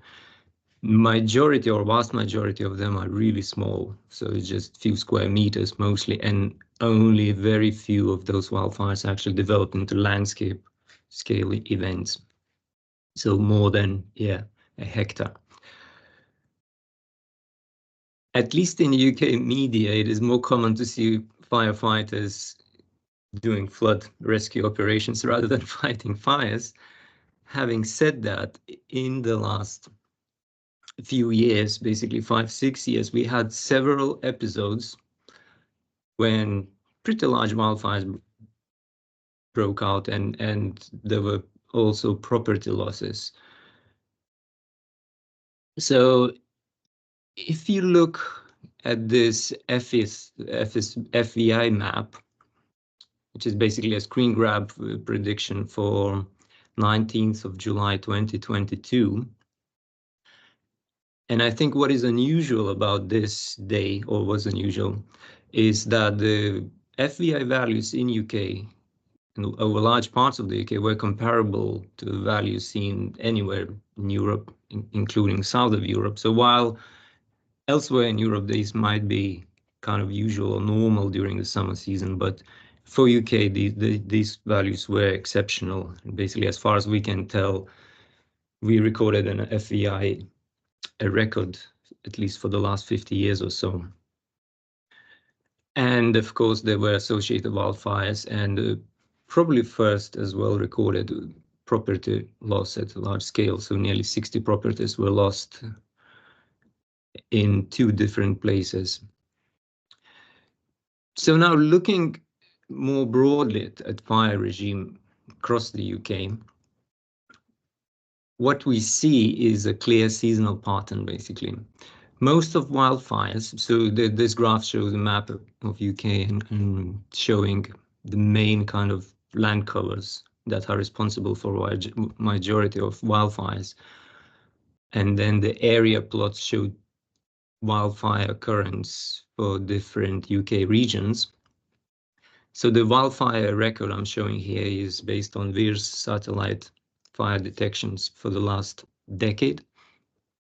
And what you see is that the majority of wildfires do occur in early spring month or late winter. So February, April is basically the peak season for fire occurrence.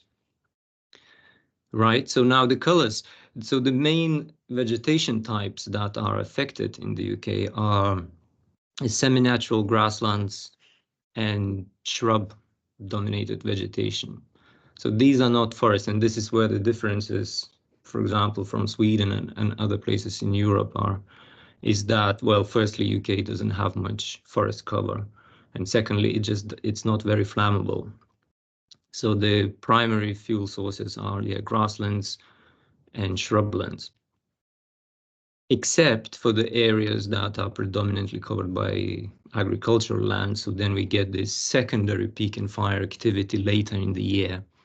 So these kind of green-blue colors here in central and southeast areas of the UK are primarily dominated by these agricultural fires. However, the west and north, we have more fires in grasslands and shrubland. If we look at basically this graph at the bottom right, shows the combined counts for wildfire detections. So again, this early season peak is quite clear, but if we look at the fire weather index, for example, or any other component of the FVI system, so this red band here area indicates the average peak FVI values here when the FVI values are at highest. We basically see that the wildfire season is out of phase in general with FVI. And when we looked at the reasons for that, is of course to do with the vegetation and vegetation phenology. Basically, we have a very strong seasonal cycle of vegetation greening and then dieback, then dormancy throughout winter, then we have this dormant vegetation early in the spring, and then the green up starts around April, depending on land cover and the region. So as I said, this semi-natural grass and shrubland dominates wildfire occurrence across the UK. And the general trend is that, the fire occurrence is out of phase with FVI components. That is not to say that FVI is totally irrelevant here. Of course it is. For example, we need FFMC value above 70 or so for wildfires to be possible. And some of the FVI components perform actually quite well early on in spring, but not so much later in summer. So what happens that basically, I'm showing here a couple of examples of typical fuels. So you see the Molinia grass, the kind of semi-natural grasslands, and then heather shrub. There are several species of Kaluna and Erica, and then we have gorse as well mixed in as well. So these are evergreen shrubs here on the right, whereas the Molinia grass is deciduous. But what we see that this fire patterns where we have the early season fire peak applies to both grasslands and evergreen shrubs, in fact. And then very low fire activity coming back to this graph during the summer months. And that applies not only to deciduous land covers, but also to evergreen shrublands. I think this was a key finding here as well, that basically vegetation phenology affects not only deciduous vegetation, but also evergreen. So there are different physiological processes that change flammability throughout the year.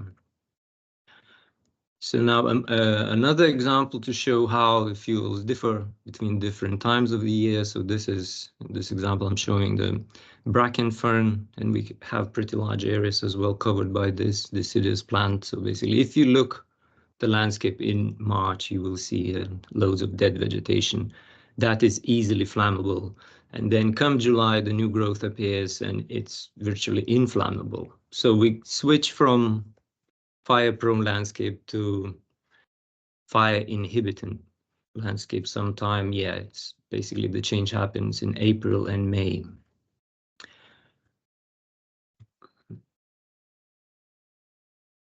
So we've looked at the different vegetation types and we looked at the vegetation greenness. So these graphs show basically these color bands show vegetation index, so EV2, enhanced vegetation index 2 in this case, for different grasslands and heather dominated land covers. So this is the average greenness curve throughout the seasons. Then the red bars show the fire currents, and then the vertical red interval again shows the peak FVI. So again, we just want to highlight that basically out of phase behavior.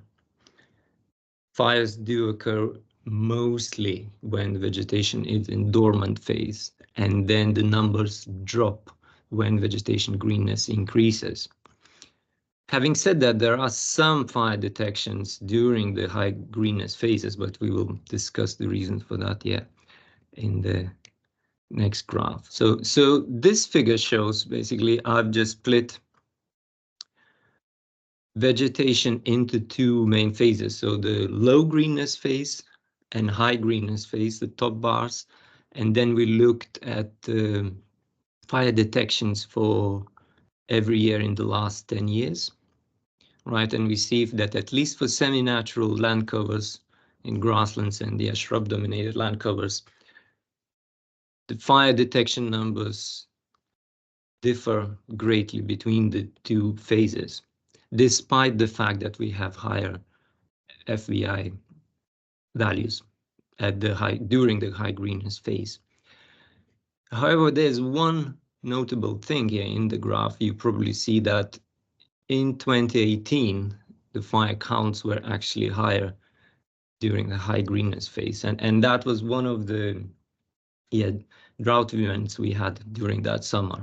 Basically, multiple fires did break out and several of the events did develop into really large, or at least the largest in the satellite record period. So the Saddleworth, Moor Fire and Winter Hill fires here were, well, to give you some sort of scale, is they were approximately 2,000 hectares.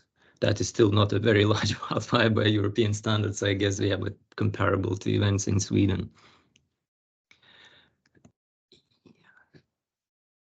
So basically, this work is moving on now, looking at basically using this vegetation greenness indices and trying to find the critical thresholds of fire weather indicators, basically for when, during the high greenness phase, at what drought forcing values we start seeing basically a drop in vegetation greenness and drop in live fuel moisture, and when those fires are possible.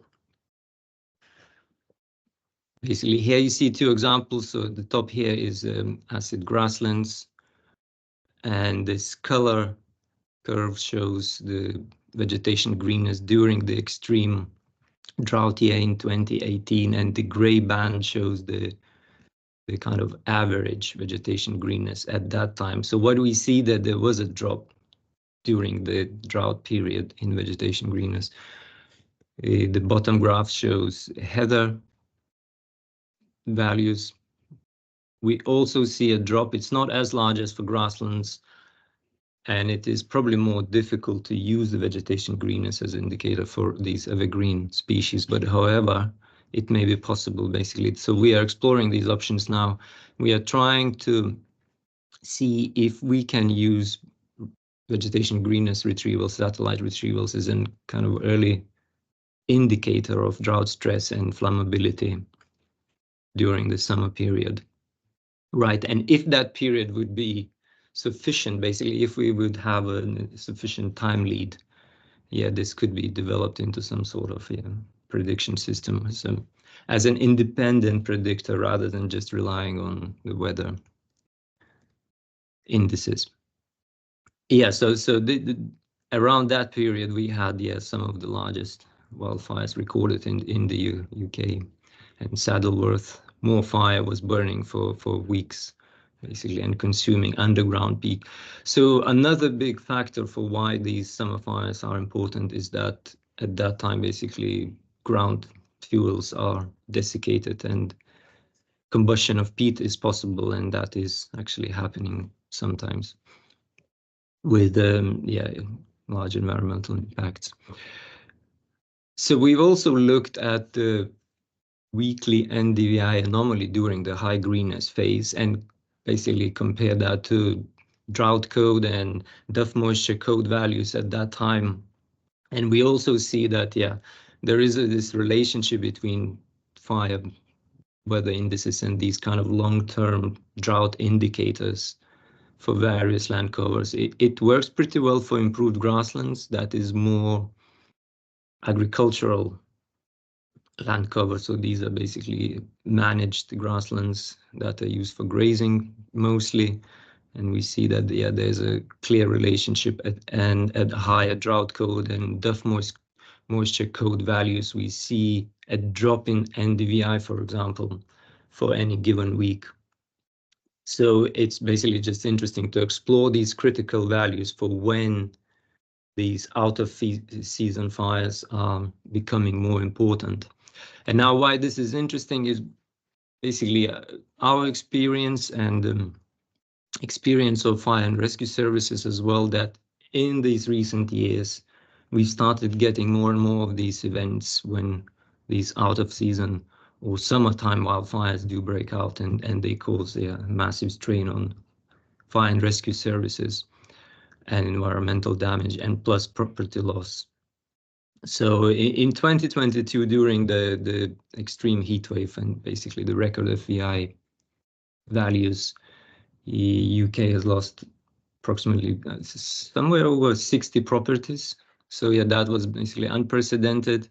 And then 2018 was a very bad fire season as well. Here in the middle, you see a picture of the Saddleworth Moorfire. Yeah, it took approximately 2-3 weeks to basically contain this fire, which is really unusual for UK. And the firefighters are kind of readjusting to this new reality. And given the future climate predictions, basically these thresholds are expected to be exceeded more often, and we see more of these events in the future. So that's all from me. Thank you. If you have any questions, please either type in or ask. I don't know how we are doing on time. We are doing, you're actually on the minute perfect, Jan, but I would let anyone ask one question. Let's see if I can see here. All right. What do you consider as an extreme summer fire weather index for UK conditions? And how do you define extreme, the drought? It's a very tricky question. So the most extreme FEI value in UK was in the 70s. But I mean, that's an absolute record and it was broken, yeah. The more usual values we are talking, extreme is 2030, right? But in the recent years, we kind of started seeing values well above that. Now there are huge latitudinal gradients. So in southeast, I mean, yeah, and North Scotland, the contrast is massive. So what we are seeing in the southeast is basically, yeah, you can't apply to regions further north. Now, what is an extreme drought? So of course, there's hydrological drought, etc. So yeah, it is a bit more difficult to define that. So yeah, in any case, I think in the last 5 years we saw some values that now we say are extreme, but yeah, what's coming next, we are not sure. I see, yes, yeah, so sorry, that doesn't really answer. I can't give you a very specific answer what is an extreme drought for UK. Oh, but that's an answer. We cannot lie if we don't know. Thank you, Taras. Now it's time for me again, and then I will be quiet for quite some time. But I will continue on the same track because this is a feature that we share with the UK. So let's see if I can share this one here and pressing this one.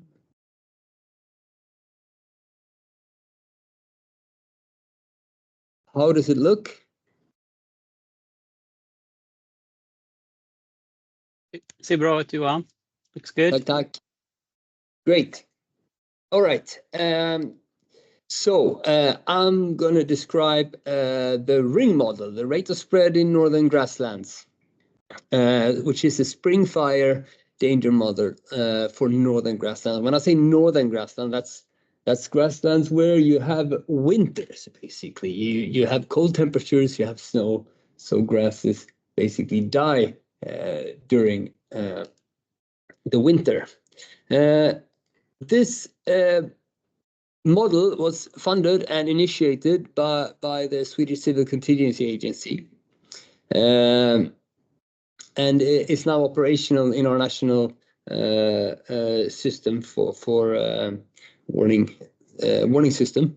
But within the FirEUrisk project, we have had the possibility to do some further scientific exploration of the results that we have. And we've also seen that the model has potential to be applicable to other regions within our project. So short on grassland fires globally, they actually account for over 80% of the global burnt area. And this is mostly in the savannas than in Africa and South America.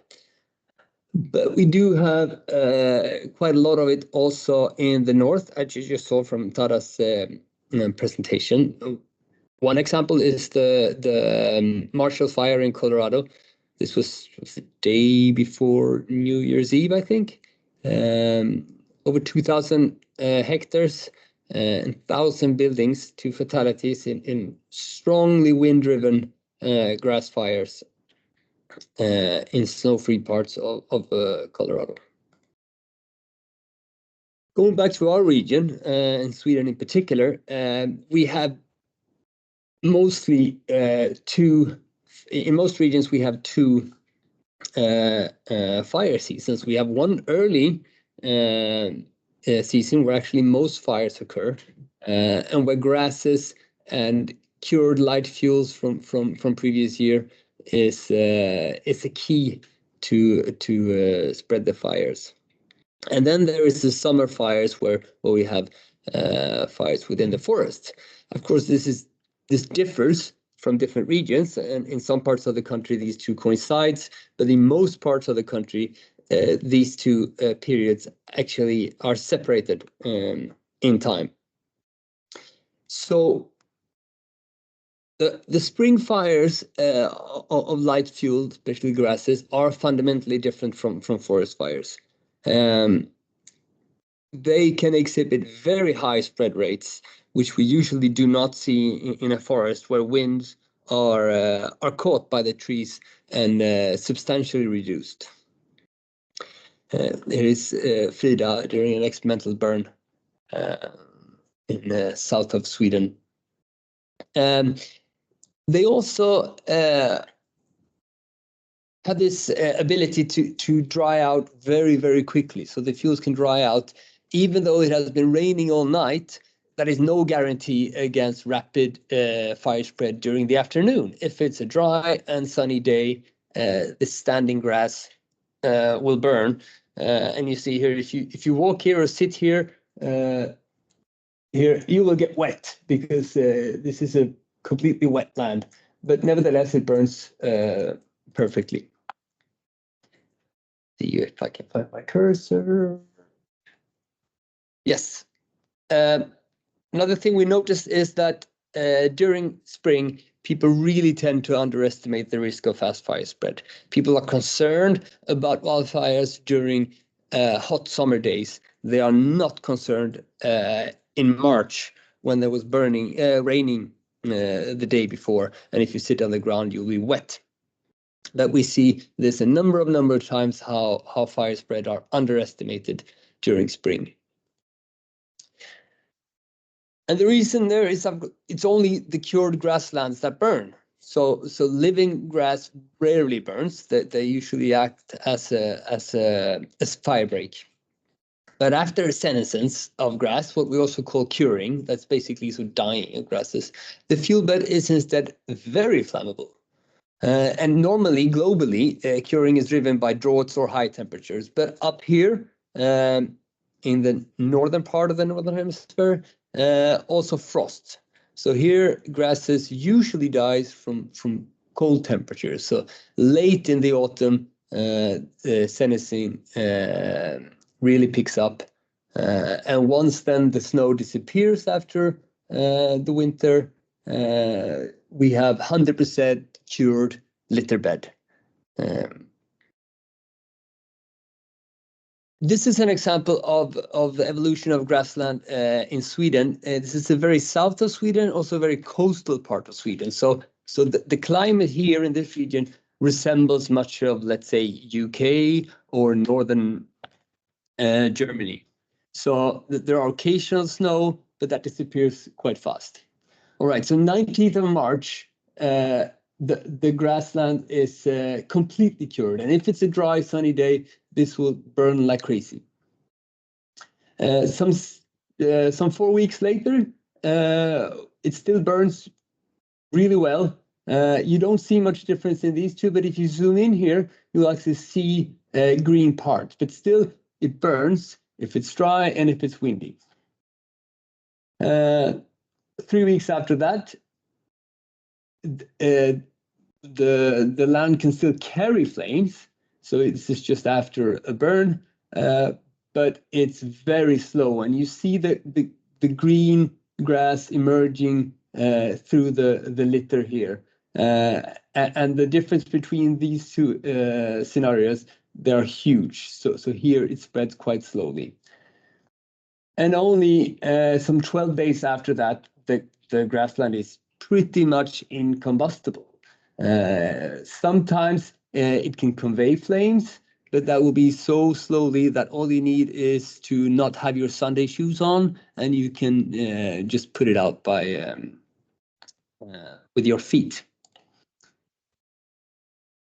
We do see a strong gradient in our country. So the further north you get, the later, of course, is the fire season. Also, the shorter the fire season is, because once spring commences, temperatures are quite high. So the new grass comes quite quickly.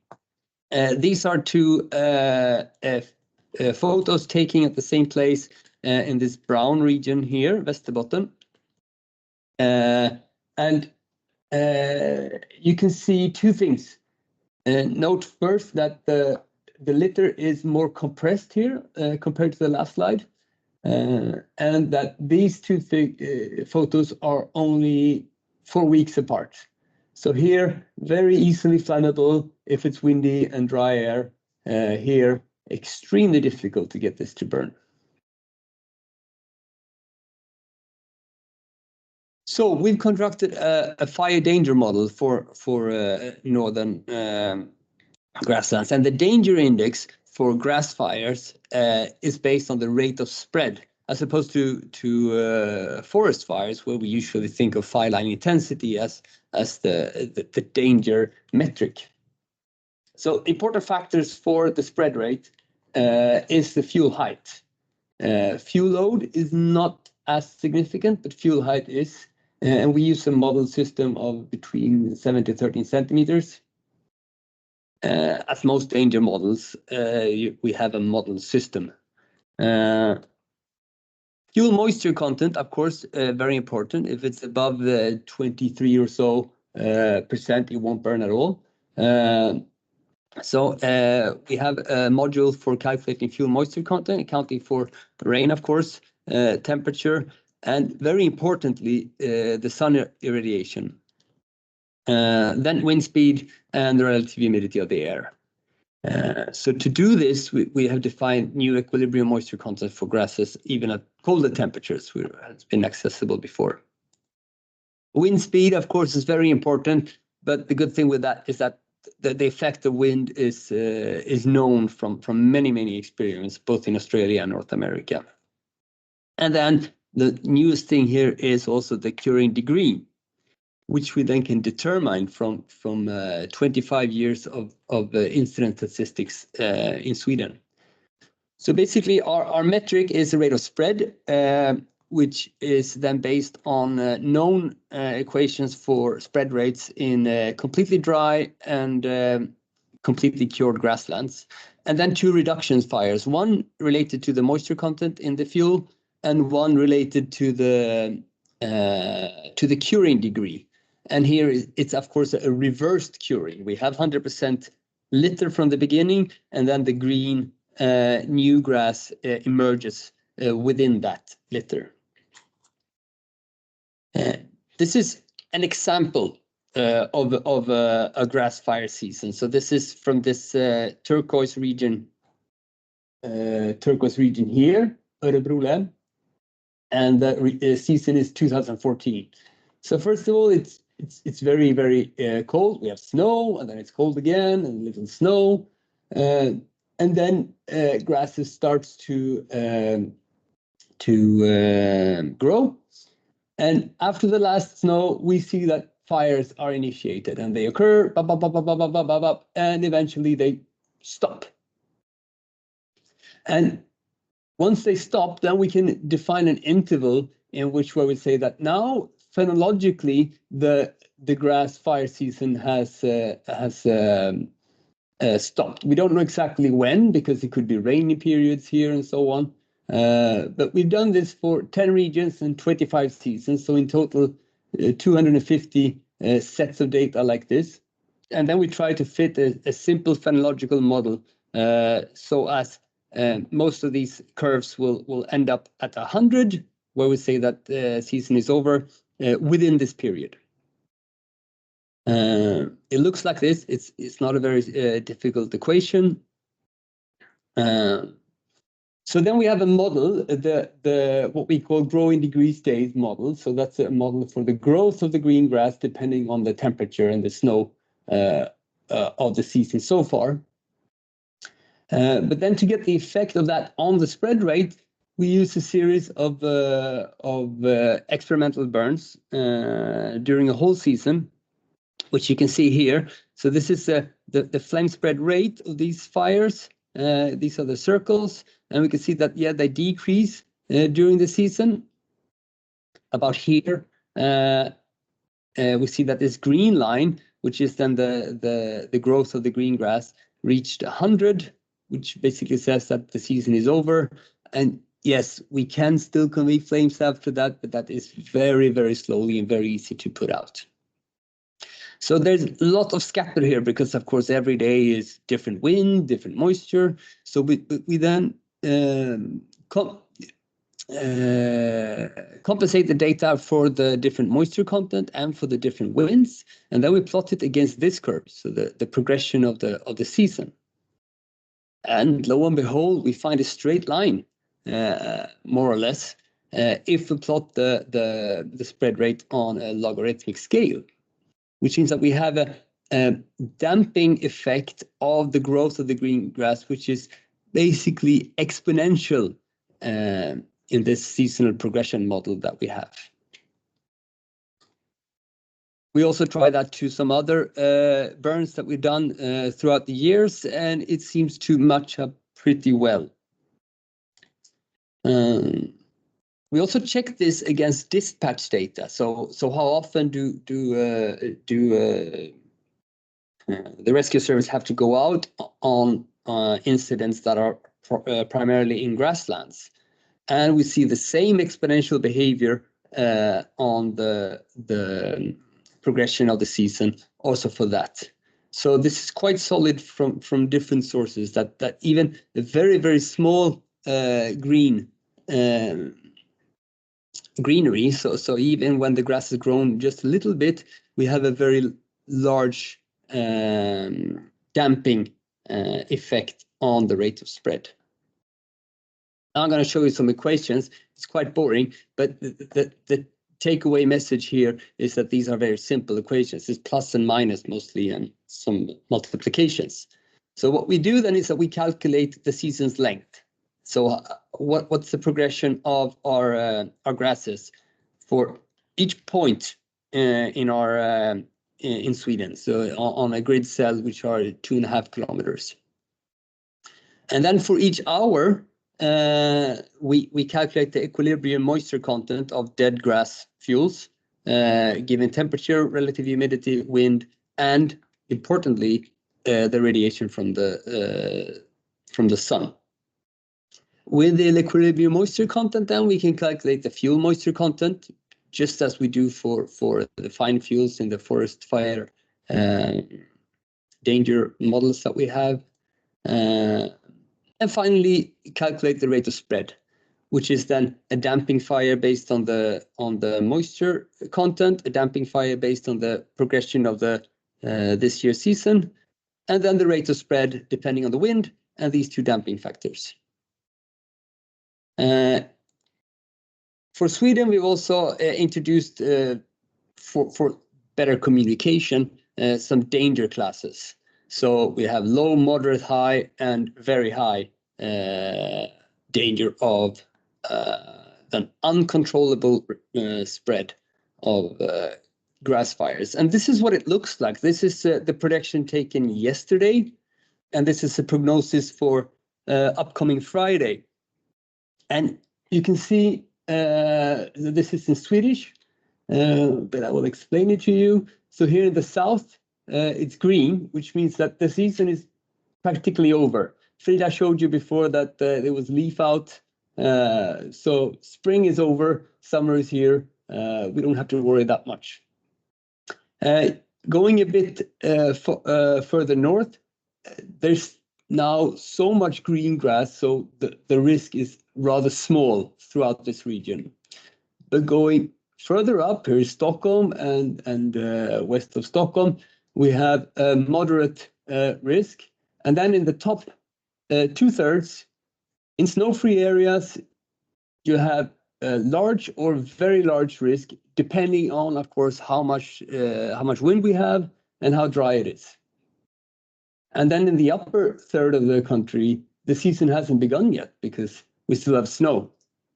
So this will now progress throughout the season until the whole country is green sometime in early June. July. Or July.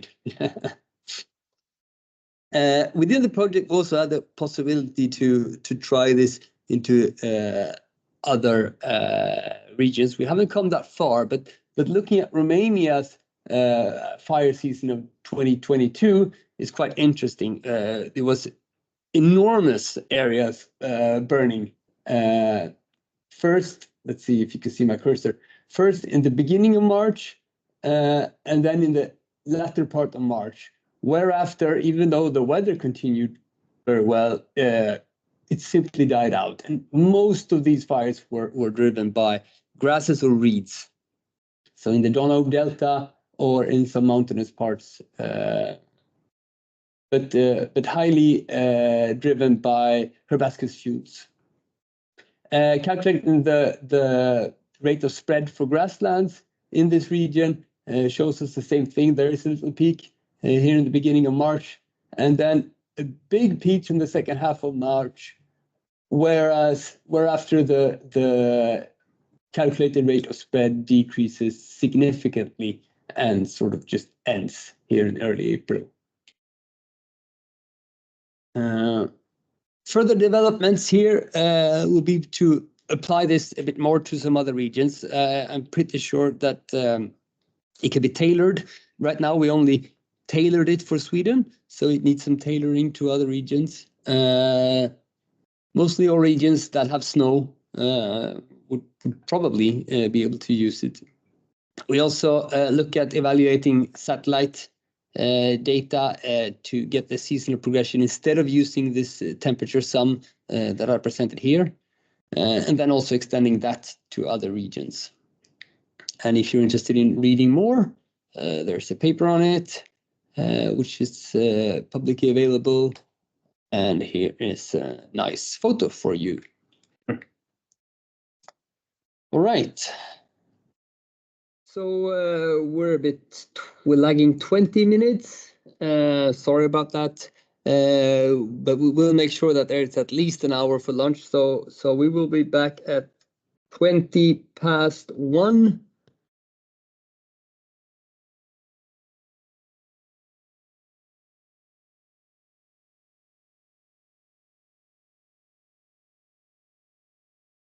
Yeah, so I will talk today a bit about the fire weather and how it will change in Europe.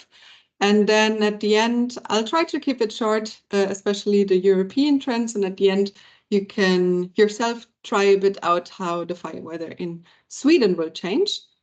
But first, I would like to give a brief introduction of how we define our future, because I feel like a lot of people have kind of a feeling how it is defined, but often when it really comes down to the definitions, it's not really clear. So what are future projections, especially of weather? So there is the IPCC report, which is now in the 6th phase. So we have this report, which comes from scientists all over the world. They kind of collect the state-of-the-art knowledge on climate and climate change, and they summarize that in that report. And they also really explain that quite good. For example, in this figure, so I think a lot of you have already seen that. So you can see colored bars, and that colored bars kind of stand for how global warming evolved over the last years. So we have a kind of reference period from 1850 to 1900, and this would stand for climate before industrialization, so before climate change. And then with upcoming years, we see that the global temperature increases more and more. So we get more into this redder area here. You can see my cursor. And then we are now already at 2024, but at that time it was 2020. We kind of have to guess how the future looks like. But of course, we try to make informed guesses, and these should be dependent on how climate change is driven by our future emissions. So, for example, if we emit a lot of CO2 into the atmosphere, then global warming will increase much further. For example, here in this very high row, so we would see that here we already come up with dark purple colors, which relate to a +4 degrees global increase on temperature. And what I really like about this figure is the lower panel of it, which describes how we as humans would be affected by this climate change.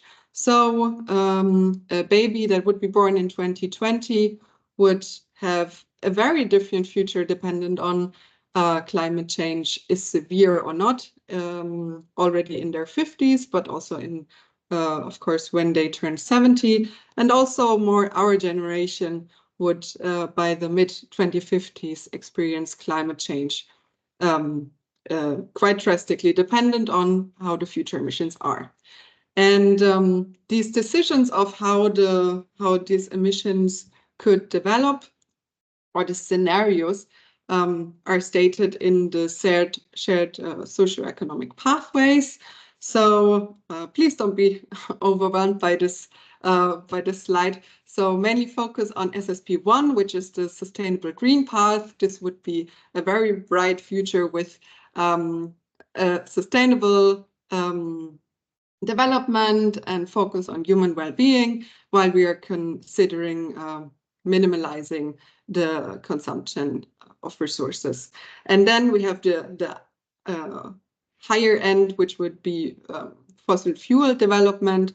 So the social economy develops in a way that we would rely more on fossil fuel. And then, of course, this has, again, implications of how much emissions we would emit to the atmosphere and how this drives the climate. A lot of people call SSP5 the worst case scenario. I don't really like this term because it kind of implies that it couldn't get worse, and it's very unrealistic that that happens. But actually, we are right now, often it looks more like we are going to the lower to this lower regions of SSP, so stronger emissions of CO2. So, which means we will probably have to deal with climate change implications for us. And how do these future projections look like then? So we have these climate models that, dependent on this social economic pathways, can calculate how much CO2 is emitted into the atmosphere and how this changes the patterns of temperature and, of course, also the patterns of precipitation and further climate variables.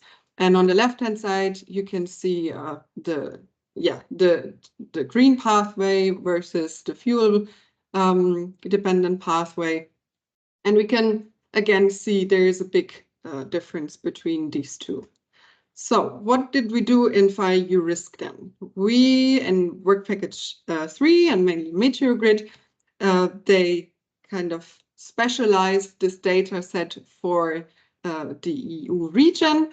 So they took these climate variables, downscaled it at 9-kilometer resolution, which is very high when it comes to climate projections. So it's a state-of-the-art number here. And they also bias corrected it because, of course, if we go on a high resolution, we also have to take care of, for example, the changes in temperature when we go along mountainous areas and so on. And we looked at the daily calculations for the past, so daily weather inputs for the past and also for the future. And therefore, we did not only investigate one of these models, so there's several research institutes that develop these models, but we took a whole range to have kind of a reliable estimate. And also we investigated all different kind of scenarios that I showed you before, from being on the green path towards being on fuel-based future. And we took the variables temperature, relative humidity, wind, and precipitation. Of course, all of these are very dependent on the future pathway that we are going towards, and to then come up with the FirEUrisk index and its related danger. We calculated the fire weather index, and therefore we used the maximum of the temperature over the day and the minimum over the relative humidity to kind of get the most severe conditions over the day. So how is the fire weather index calculated? So if you don't know the fire weather index, we heard it so far already a few times. It's a weather-driven index that categorizes the fire weather severity, and it relies on the different climate values, as I already stated. And it can be kind of categorized in 3 broad sections. So we have our weather observations or projections, depending on what we are calculating right now. And then, depending on that, we could say if there is fuel available, we could broadly estimate how dry is that fuel, and how is then in the second step, how does that fuel build up over time, and then we come to fire behavior indices. And the final indice is then the fire weather index, which is also used by the Canadian fire weather forecast. Even though, again, it's important to recognize that it's only, so what I'm showing here is only dependent on weather. So it's a measure that is made for if there is fuel there. So we cannot distinguish here also fuel characteristics or ignitions or terrain, which are, of course, very important for the fire danger as well. So let's first look at general trends over Europe. So on the left-hand side, you see the different years, and then typical summer conditions for the fire weather index over Europe. And what we can see already is on the left-hand side, so here the dark, the black line represents kind of the historical timeline. We already see that it's the fire weather index slightly increases since 1980, which was also found by several other studies globally. And we see that so until 2080, that all of the different scenarios, so independent on how much CO2 we emit into the atmosphere, the fire weather will increase. It will increase the lowest in the green emission, in the green pathway here, that is the SSP 126. So here we have kind of a rethinking in 2050, and then the also with higher rates of decreasing CO2, and there we would kind of slightly decrease the fire weather, but still we have increases. And then the increases are strongly dependent on which kind of socioeconomic pathways we are going towards. So we can generally say the higher the CO2 emission, the higher the fire weather over Europe. And when we look at the seasonality over Europe, so here on the right-hand side, you see box plots per month. And they refer to the historical period. So this is here the black bars, and then the future periods in the colored bars. And what I would like you to focus on here is, for example, in June, first of all, from the historical period to the future period, we see a general increase. So June values of the past are lower than June values of the future. So more severe fire weather in the future. And then another very interesting finding is that the fire weather index does not only increase, but it also prolongs over the whole period. So when we look at August, typically, when we look at whole Europe, of course not regional, but Europe in general, by August, the fire weather would slightly decrease again and then start to decrease until the end of the season. But in the future, the fire weather index might even increase in August. So we have a prolonged fire season towards the end of summer. So of course, different areas will increase also differently across space. So therefore, we investigated the Q quantile, the 95% Q quantile. I know this is a kind of hard measure to explain, but if you break it down to the most simple way, you could say these are typical severe conditions in that area. So, for example, in Spain, we often have in the historical period, we have seen typical very severe values over 50, while maybe in Sweden, severe values are more in between 20 and 30, or even lower. And when we look now in the future, so the last 65 years in comparison to the upcoming 65 years, we already see that severe, how we know it from the past, will be increasing. So, for example, if we look at Central Europe, there we have much more values which range between 30 and 20 and 30, which were before more in this yellowish color. And if we look into a severe climate change future, then we would also see a more drastic increase in fire weather, especially in Central Europe.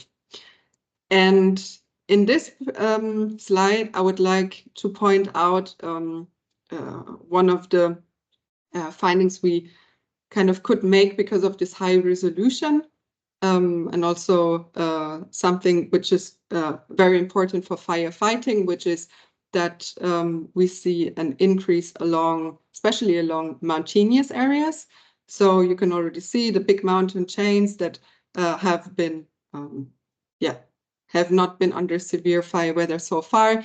There, the area which has low values kind of narrows because the mountains are increasing in temperature and therefore kind of have an overall higher fire weather index. You can also see that if you look at the relative changes here, of course, one could argue, well, maybe some of these mountains are still cold and too wet to have really fires there.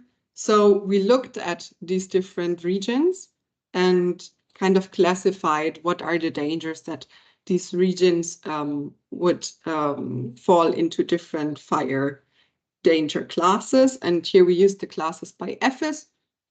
And we, again, compared the historical period. So green would be very low, yellow would be low, and so on. And then we compared how would this change in the future.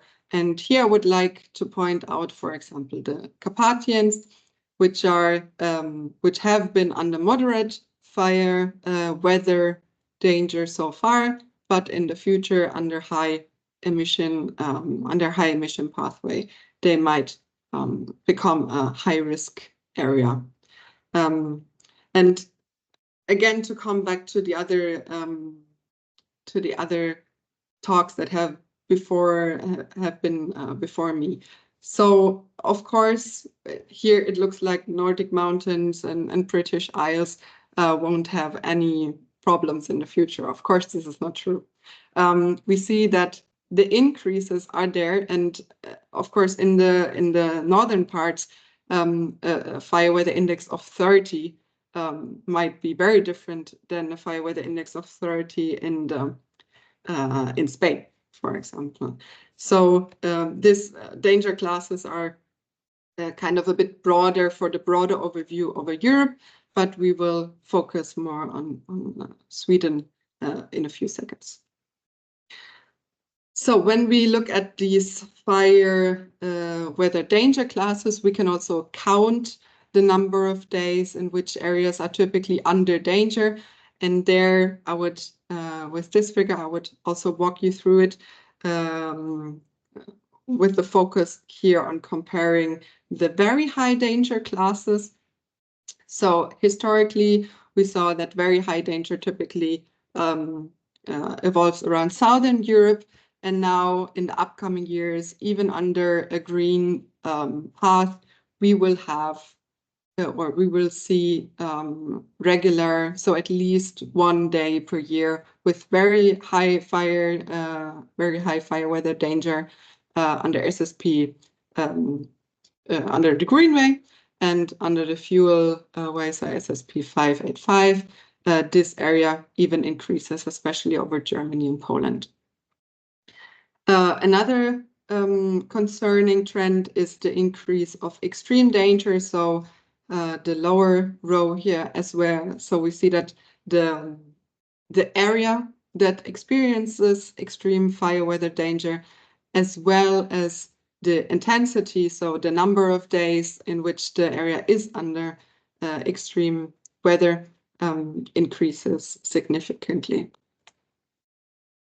Yeah, to summarize, we see changes in the fire season. So especially when it comes to firefighting, some regions might not be prepared for, because in the past they haven't experienced this severe conditions. And therefore, it is important that we expect longer times of severe fire weather and also higher fire weather in general.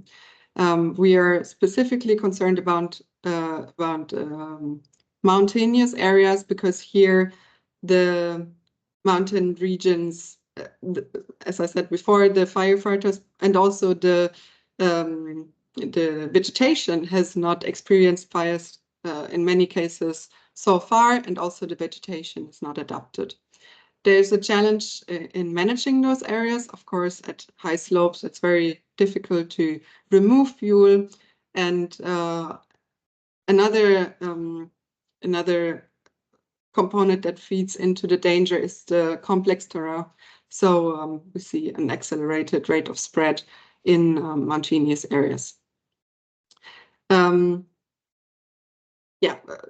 Seeing the different pathways, of course, we see that the climate change is strongly increasing and the fire weather is strongly increasing with higher emissions. And finally, the fire extremes become longer, or not fire extremes, but fire weather extremes. They become longer and also more severe over the future. And with this, I would like to go directly to Sweden and also maybe let you kind of investigate your area that you're interested in. And therefore, I would post you a link in the chat. Where can I do that? Well, you just write in the chat. You have the chat there. If you press it, it will appear, yeah. and you can just write. Okay, can you see it?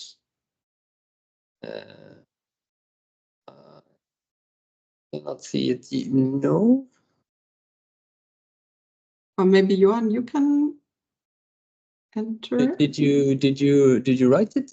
Yeah, Try it one more time, and you have to press the little arrow down below. Okay. Yes, here it is. Okay. It's in the chat now for everyone.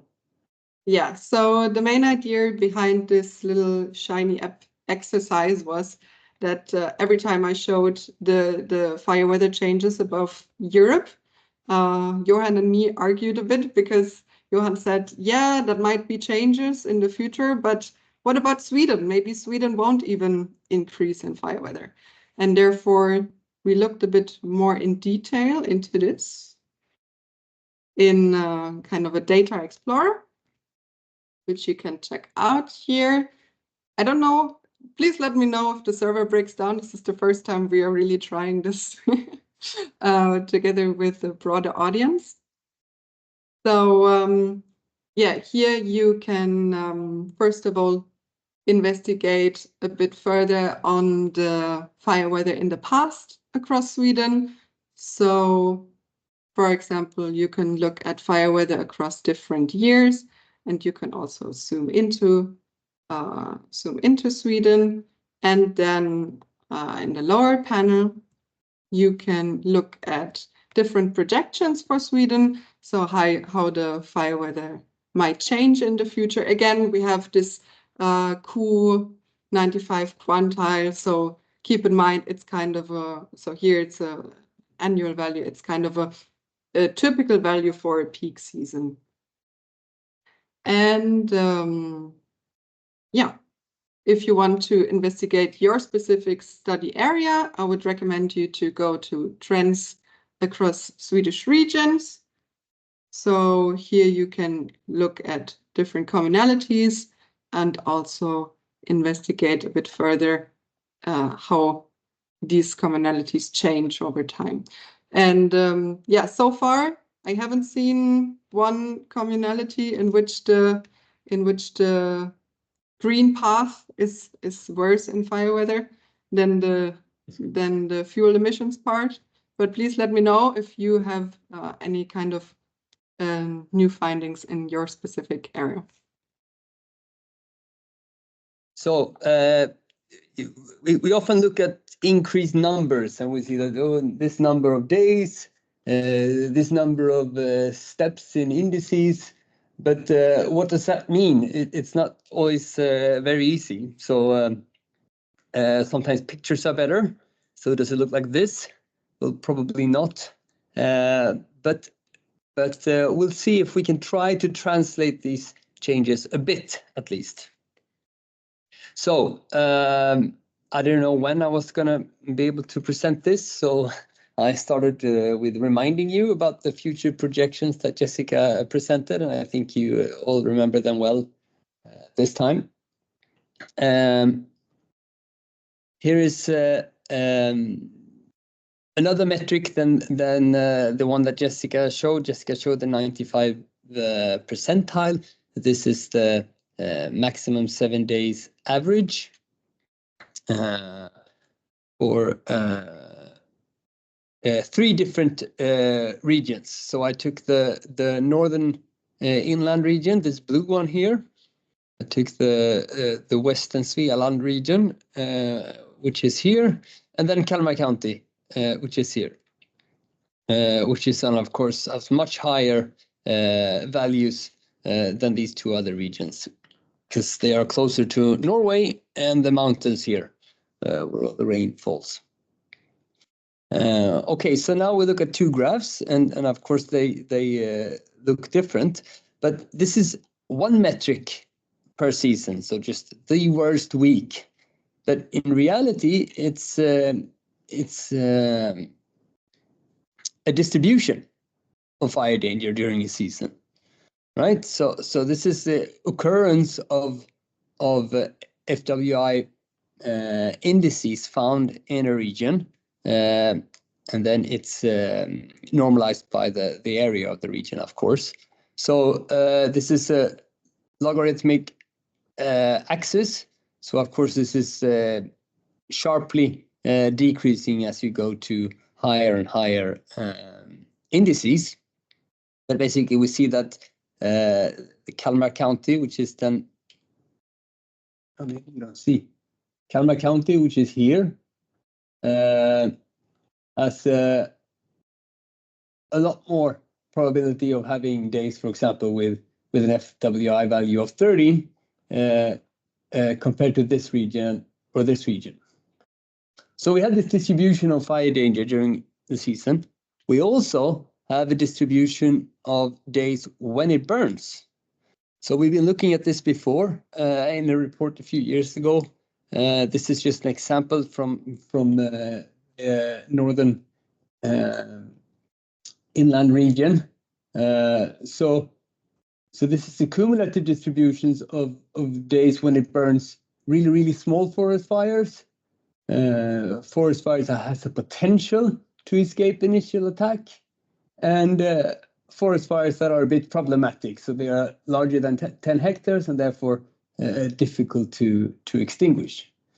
So we have these distributions, and when we know the distributions of fire occurrence, and then we know the distribution of the weather occurrence, we can divide those 2 with each other. We get some sort of probability that a fire will occur, given that you have a certain a certain fire danger.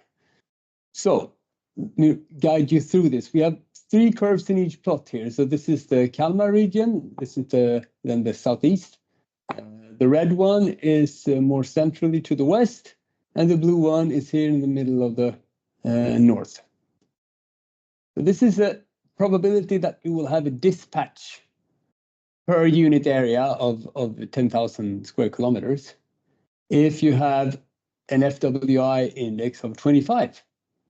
So these are quite linear curves, meaning that if you change your FWI value with some proportion, you will probably see the same number of, proportionally the same number of more dispatches.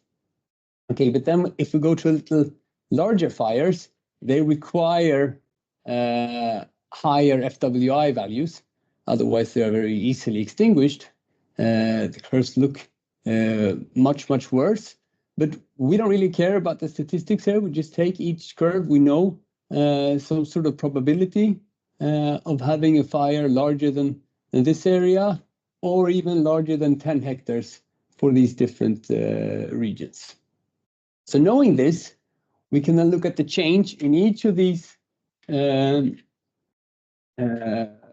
fire weather index bins that we have here.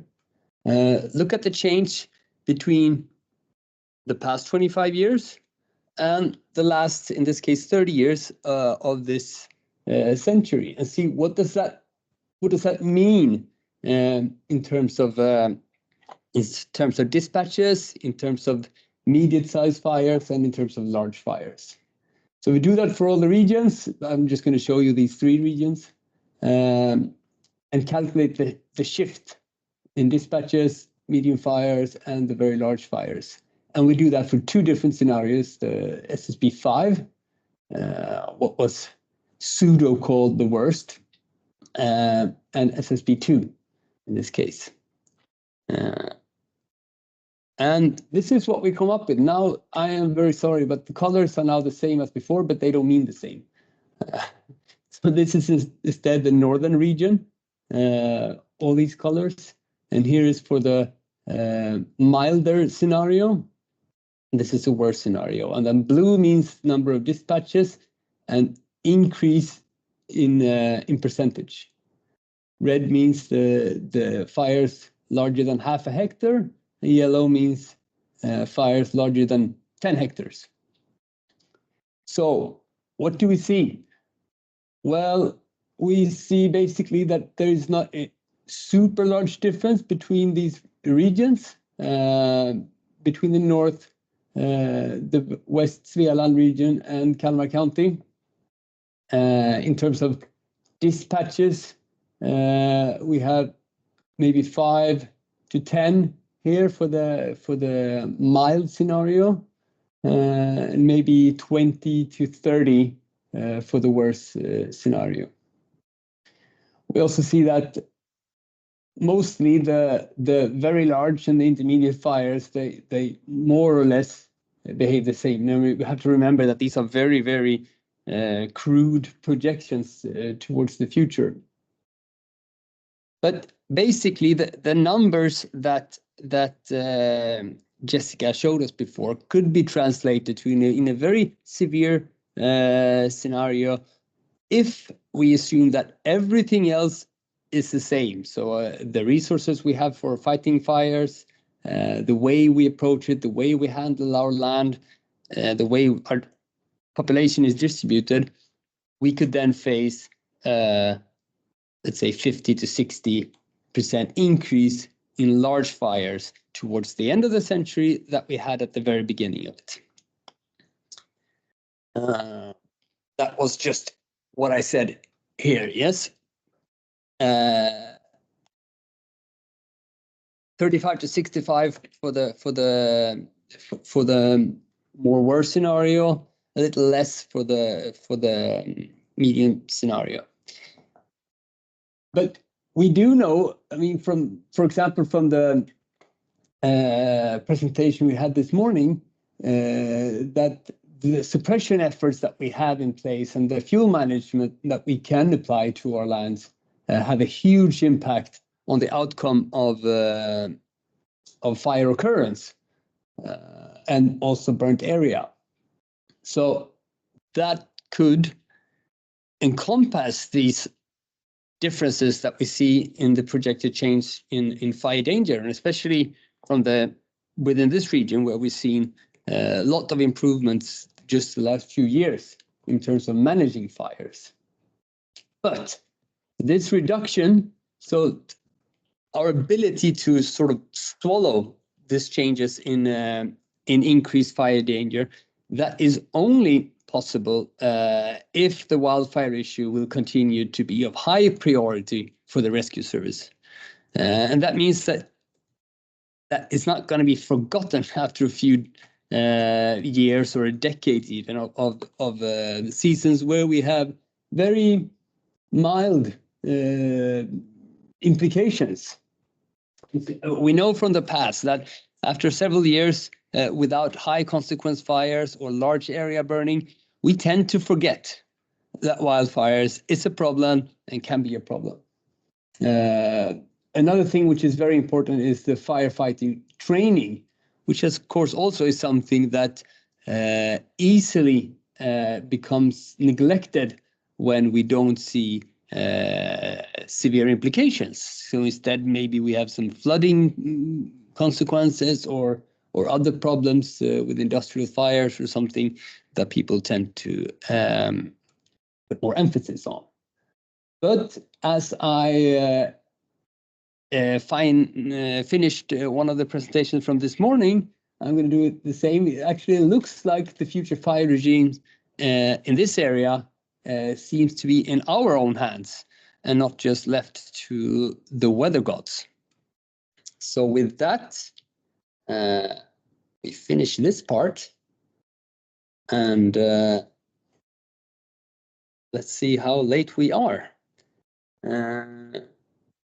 It is now 14:35. We are 20 minutes late still, which is good. I hope that Kirsten and Alex is on board. We are ready. Good. Let's see if you are a presenter, Alex. I cannot even find you. Looks like I'm not. I don't see a share button. You don't see a share button, no? Kirsten is.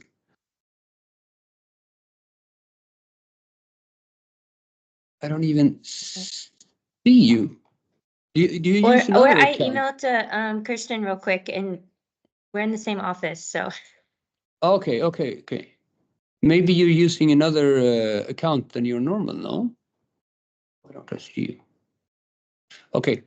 No, but just give us 1 second. I think we can manage. Excellent. And Kirsten, you can share the screen, right? Yes, I can. I have a share button which I can click on. All right. I think you're a presenter now as well, Alex. Yeah, you now have a share button as well. Yeah. Okay, you go. There you are. All right, you. Nice. Maybe you can use your, yeah, perfect. Okay, let me just share.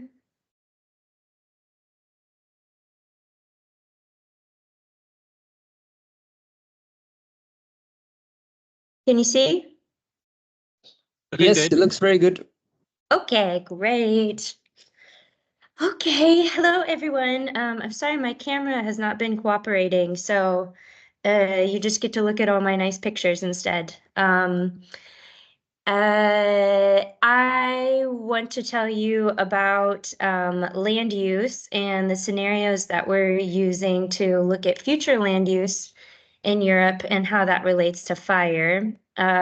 Fortunately, Jessica already did a great introduction of the SSPs, so now you get the different sci-fi interpretation of the SSPs from me.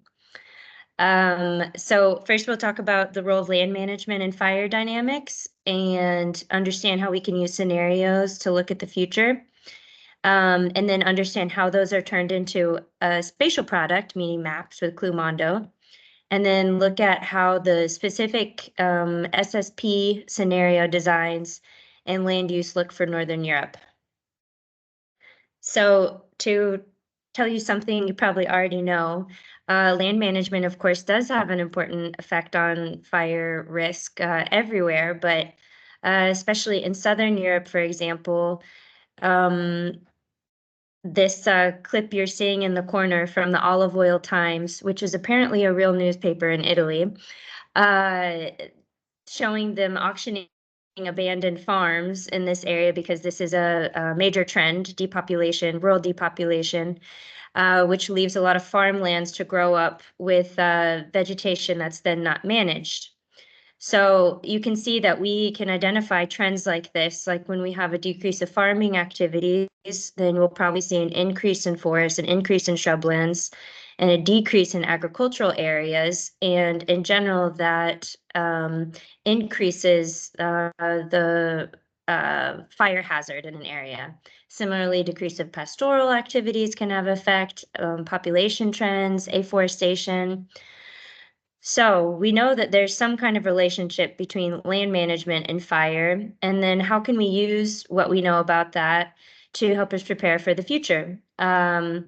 So ideally, we would have a time machine and we could just go and see what happens, but of course we don't. And so instead, we have to basically use stories. We have to imagine what the future will look like. To know things like Jessica was talking about, if we'll have more extreme fire weather, if we will have fewer resources to manage fire. And this can help us make sure we have responders ready in the right places, that we have the resources ready to help with recovery, or so that we can help the land recover better from catastrophic fires. And perhaps we can even prevent catastrophic fires in the first place by managing the fuels in a way that prevents these mega fires they're sometimes called, from happening. So these stories, as you can already tell, I love science fiction. And so I'm relating this to different kind of sci-fi tales, and it's a reality. This is really the job of, as Jessica described, the IPCC scientists.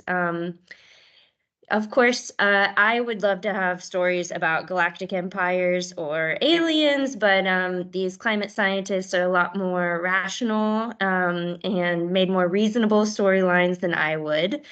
And so these shared socioeconomic pathways are a way of envisioning the future.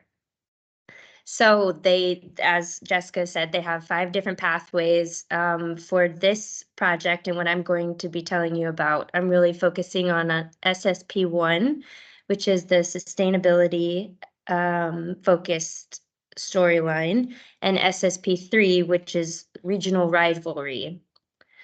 So SSP1, what we imagine in this storyline is that we have more economic development, better environmental standards, better governance, better technology, better health and education. Sounds great. We get better land management, but we probably get more biomass at the same time, because we can anticipate that we would have more forests and more of prioritization of natural areas. And the climate future that we envision with this SSP is that we'll have a high effort to reduce emissions and increase renewable energy and have emissions capture. Sounds great.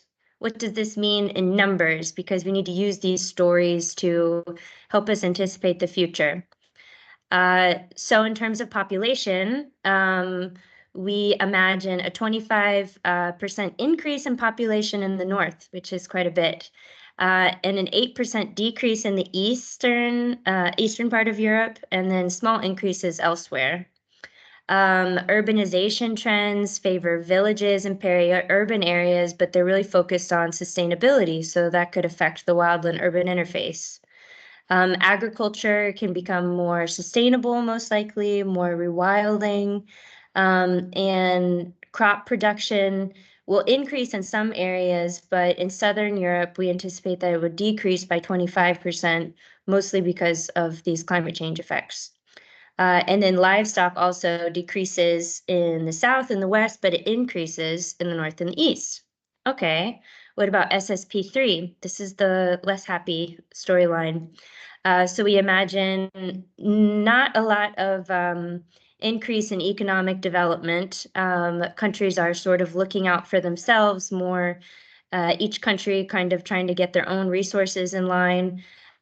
Also not a focus on environmental standards. Governance also decreases, technology down, health and education down. So in general, we have more competition and more fractured land management, which in general is bad news for fire risk. So what does this look like in numbers? In general, for the population, most places stay fairly close to the same, not a lot of moving around. Urbanization, anywhere can basically become an urban area now. There's not the environmental standards, so this can be a real risk for the wildland-urban interface, as you can imagine. More people moving out of Southern Europe, which probably means more land abandonment. And in general, agriculture becomes less diverse, less sustainable, and it polarizes, is what's anticipated, to kind of large commercial farms. And then on the other side, these very small subsistence farms. The production is also way down, especially in the south, and livestock also goes down. So from these stories, now we can do another nerdy pastime of mine and essentially play a game. We use this model called Clumondo, which is a way to look at how land use will change into the future. So Clumondo essentially takes those scenarios, and you can imagine playing a game twice. One with the rules of SSP1, the sustainability, and one with the rules of regional rivalry with SSP3. So within each of these different game boards, we can set different parameters for where each of these land uses can go based on what we know about the relationships between the land use types, the competition for the resources. I have these little pictures of sheep and timber and bricks down in the corner from the game Settlers of Catan. But it's sort of similar to the way Clumondo works. We also have these demands that are brought in from external macroeconomic models that tell us how much livestock we can anticipate in the future, or how much timber we might need. And using Clumondo, we can essentially give those a home across Europe. So perhaps it's most likely that timber can be provided from Eastern Europe, where there might be more forest available, and where competition-wise it works best for it to come from there. We can also have certain areas not be able to be converted, like perhaps we have Natura 2000 sites that can't convert to an urban area, or maybe certain trends in certain areas might spill over into become a wider trend in the broader region. So that would be like neighborhood influence. So with all of this information, we play the Clumondo game, use this model, and these are some of the findings that I'll try to go over rather quickly. So from our historical data, you see urban land use, shrublands, and then forests in 1960. And then under SSP1, we see that the shrublands mostly decrease in Norway and in Western Sweden, but then they slightly increase in Estonia, Latvia, and Lithuania. And then forest cover increases in Sweden and intensifies in Norway, and it also moves further into the Arctic. Versus in SSP3, we can see for the urban areas, for example, we see more urbanization from 1960 to the year 2050. The shrublands significantly decrease in Norway and in Sweden, but the forest cover increases in Norway and Sweden, but it also becomes less intense in this scenario.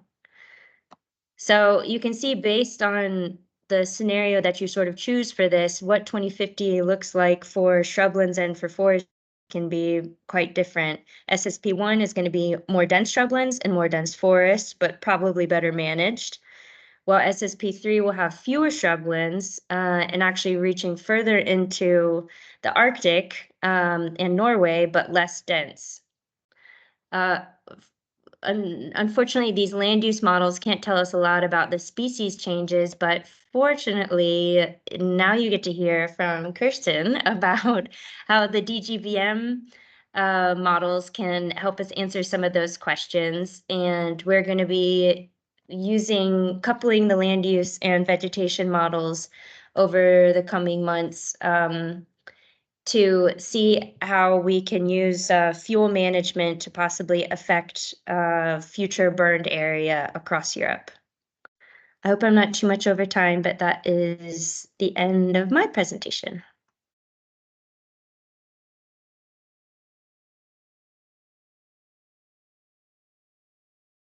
And go straight at it then, Kristen? Yes, I think she's bringing up her presentation now, and I have to stop presenting if I can. Oh, there we go. Stop sharing.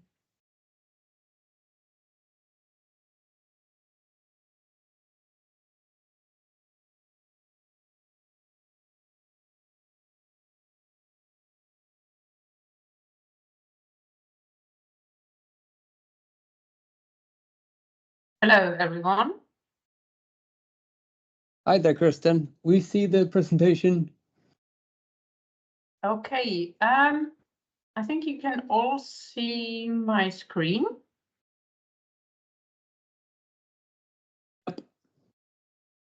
Yeah. Yeah, okay, great. Oh, you have it on your screen. Okay, great. Sorry. Yeah, so what we do is we take this land use information, how it changes over space and time into the future, and combine it with the climate change scenarios. And to know how fire and vegetation changes at the same time, and how it changes for fire. So this is what I will shortly try to cover in my presentation, and also then go back to the European scale to show this pattern at the European scale. So what we take is the climate scenarios and how they were processed that Jessica Hetzer already explained to you, and the land use scenarios that you just learned about. And we use this as an information for our simulation of the natural vegetation. So imagine this is a stylized grid cell, how our model sees and simulates the world is that we get climate information to simulate the growing conditions for natural vegetation, but also for cropland or managed grassland. And we use this land use information to define what is the proportion in the grid cell where we have cropland growing, and what's the proportion for natural vegetation. And this changes over time. When we have an increase in land use, then we lose a natural area, or the other way around. When we have land abandonment, then we actually have an increase in natural area and cropland decreases. Yeah, and so we can cover this, and of course. We have a process-based fire model simulating fire inside the natural vegetation, and also in a very simple version on managed grassland. We have and this fire model is called Spitfire. We have this interacting fire vegetation feedbacks covered under the climate and also climate change scenario.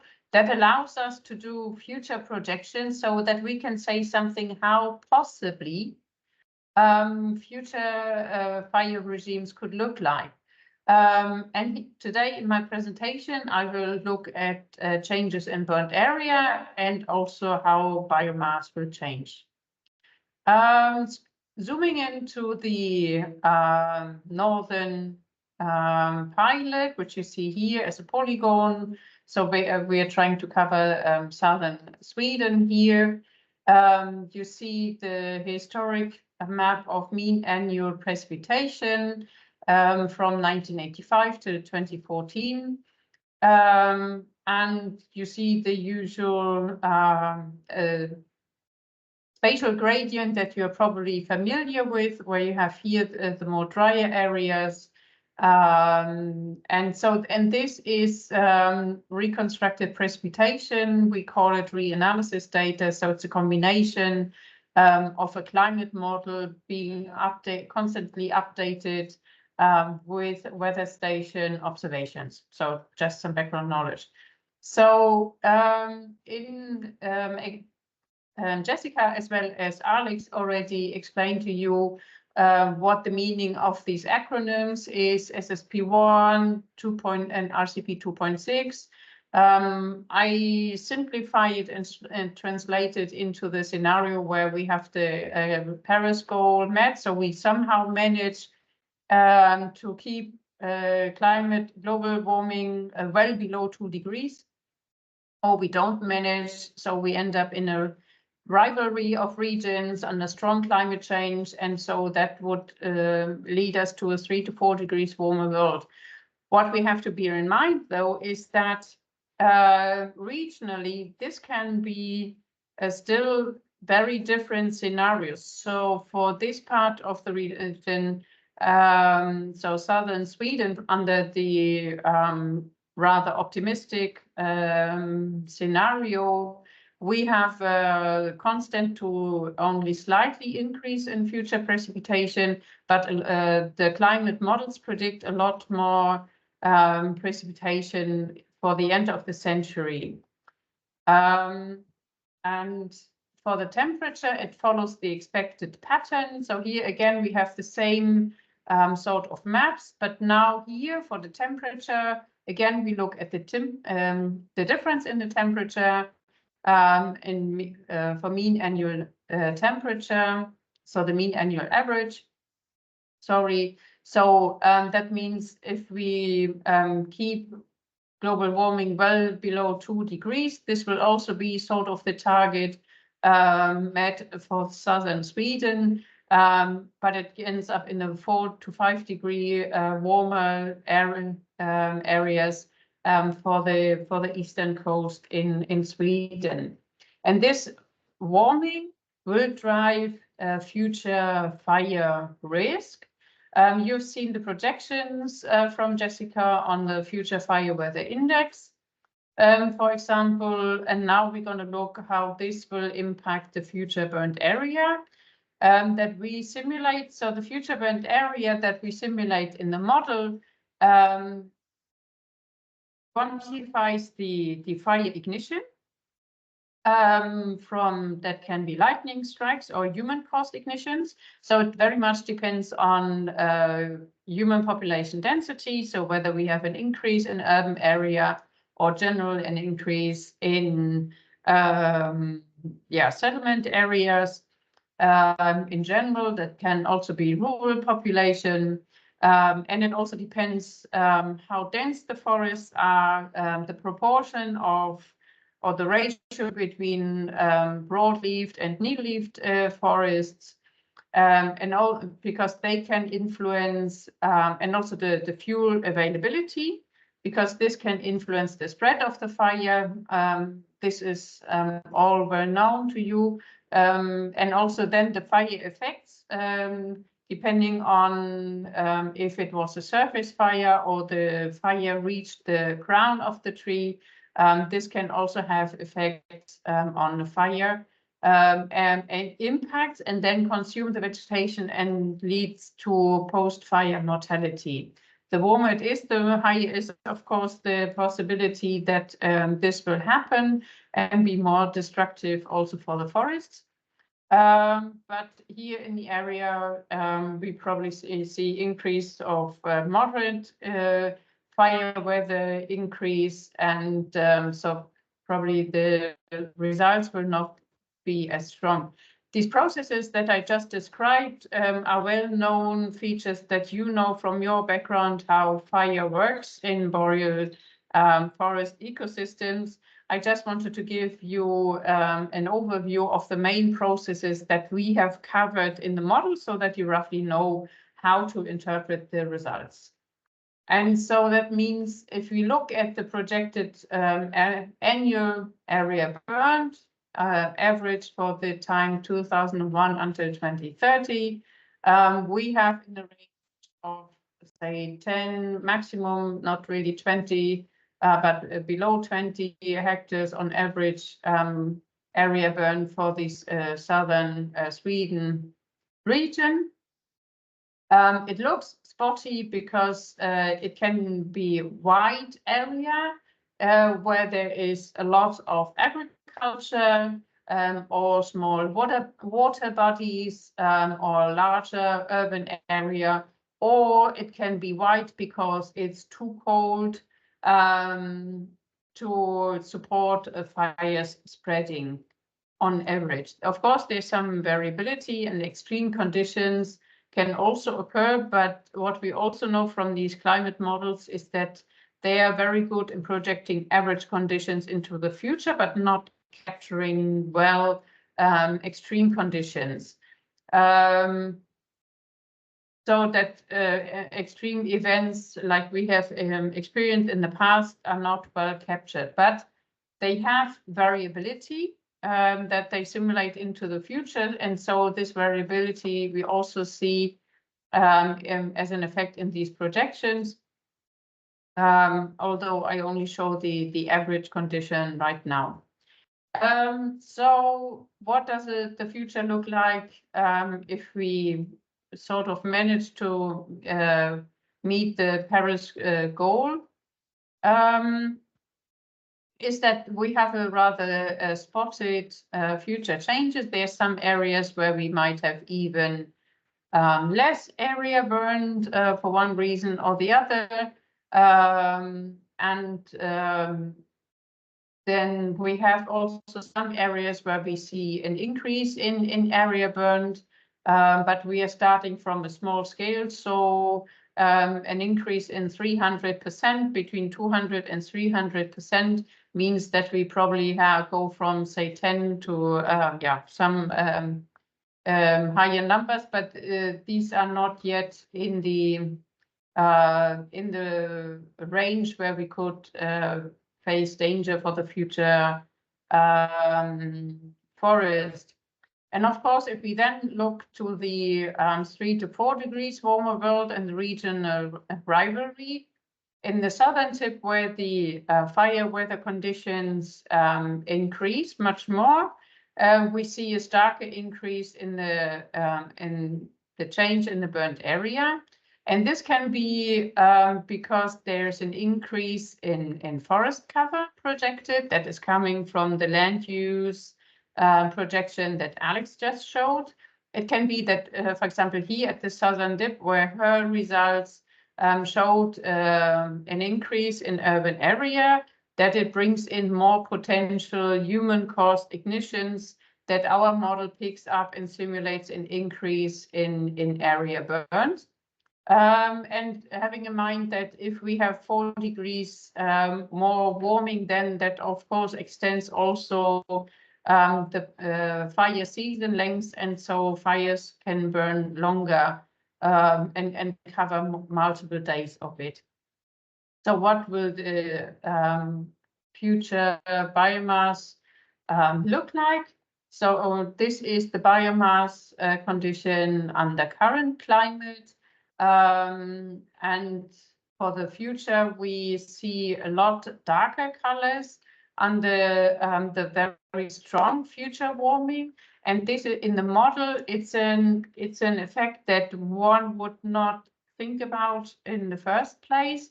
But this 4 degrees better growing conditions on average bring an increase in the dominance of broadleaf trees. They will cover in the natural vegetation 80% of the forest. Here in the historic time, we have a proportion of 60% broadleaf forest to 40% needle-leafed trees in the forest, to have 60% broadleafed to 40% needle-leaf trees. And so the growing conditions that are just getting better for the broadleaf, like birches or aspen. And also with these precipitation changes keeping up, the water use efficiency is kicking in with a higher CO2 concentration in the atmosphere. And so it seems that we are building up more biomass. So going back to the burnt area map, it means we could have an increase in future burnt area. In most of these regions, more pronounced under the more severe climate change and less so under the more sustainable future growth and protecting the climate. But those changes are not strong enough to have an impact on the biomass. So it looks like that the equilibrium between fire and vegetation will look manageable, even though we will see some challenges to see and manage those future fire conditions. Quickly, some overview how our results look like at the European scale. Again, these are the input data that we have. So here you see quite some areas will have an increase in precipitation, even also in the future under the very intense climate change conditions. But precipitation reduction will be very severe in Central Europe, Southeastern Europe, and in the Mediterranean region. Under the RCP 1.6 combined with the sustainability road, precipitation will be an issue on the Iberian Peninsula. Combined with the increase in temperature, this can cause these projections in the changing fire weather that we have seen right now. And then taking the future projections on land use change, there can be some areas where there is an increase in natural land, more pronounced in the sustainability scenario, and more scattered and less intense in the or less widespread in the SSP3, the rivalry scenario. We plug that in, and this is the change that we see, the relative change in area burned. That for the sustainability scenario, we have an increase in future burnt area in many regions, especially also in the mountainous areas. Jessica was talking about this. So the fire weather is increasing in these regions and bringing or introducing fire in regions where we haven't seen it before. Here on the Iberian Peninsula, there's a sort of different changes happening at the same time, that we see some land abandonment or say increase in natural vegetation area that is covered then by vegetation that is going to dry, and so it is burned. And in some areas we have constant land use change, but at the same time the forests grow better, and so they close up the canopy and there's less or potential future area burned. And this sort of small window of opportunity to stabilize these fire conditions somehow is going away under the very severe climate change for the Iberian Peninsula, and across all the other regions, fire is going to increase much more, also in terms of potential area burned. And also, we have seen the details for the areas also in Northern Europe. Just as a side note, because we have some areas marked in gray here, because this map shows relative changes, of course, where you did not have fire under present day climate, then there's no change plotted here for the future. So these gray areas can be urban areas or permanent agriculture areas, or say very cold tundra areas. And of course, we will look into this in more detail, and then also to plot out areas that didn't have fire under present climate conditions, but will be exposed to fire in the future, to have a more in-depth analysis. To conclude, of course, future fire situation, as the other speakers have pointed out, will depend on the success of global climate policy. So on which pathway do we end up going? There will be a few challenges, and they will decide about the intensity of how much vegetation is changing in terms of forest composition, the fuel production, and also the fire regimes in the future. For Northern Europe, our simulations have shown an increase in potential burnt area, and an increase also in the forest composition. So we will have we could have more broadleaf trees, and they will profit from a warming and wet climate in the future, and hopefully also profit from the strong influence of water use efficiency, which helps to moderate the drought stress. But nevertheless, we will have to monitor and watch closely the fire activities in the future. In Europe, in general, the expanded length of fire season increases potential burnt area in most regions. Mediterranean region, a combination of different factors, maybe also fuel limitations, start to limit fire in some parts. And with that, I come to the next steps. And of course, because these simulations are done right now, what we call comes right now without considering that people would do fuel management, that people would do prescribed burning, that people would adjust fire adaptation measures somehow to reduce the risk, or step up firefighting. And so if you count this in, of course, then these potential burnt areas can be reduced very much. What we are working on right now is that together with Alex from FirEUrisk in Amsterdam, we are currently testing those adaptation options to also be able to quantify the limit of climate change until when fuel removal, prescribed burning, or grazing, or mechanical removal as land management techniques are actually still having an effect to reduce future burnt area. And with that, I would like to close and thank you for your attention. So I hand over to you, Johan. Thank you, Kirsten, and thank you, Alex. I think that we can take a moment for questions, if there are any, and then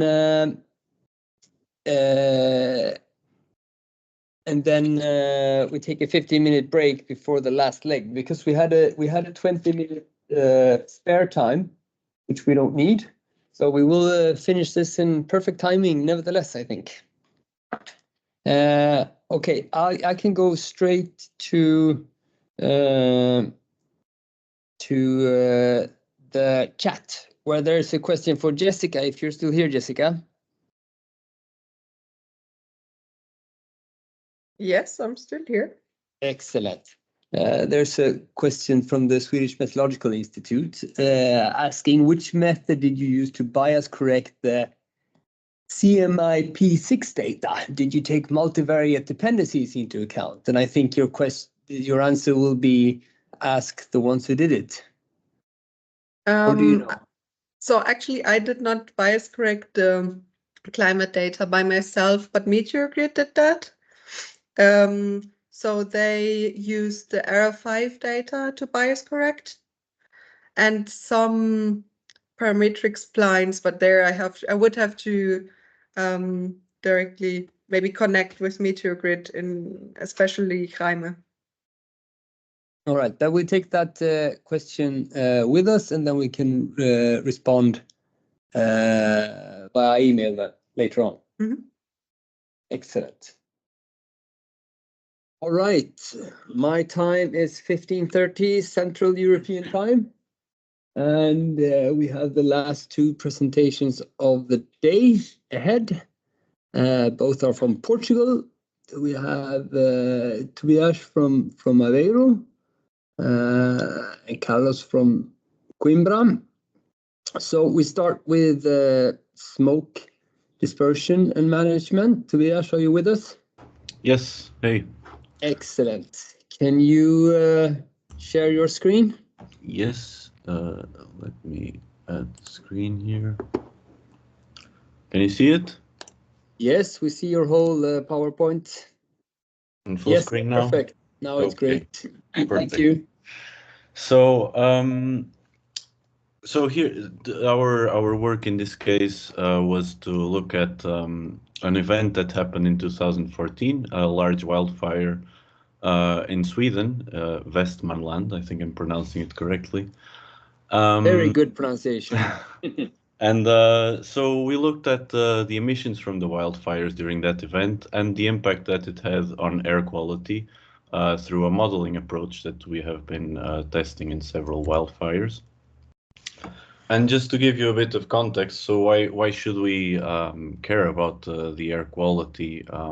And do wildfires even have an impact on this? Is it an issue that we should be worried about?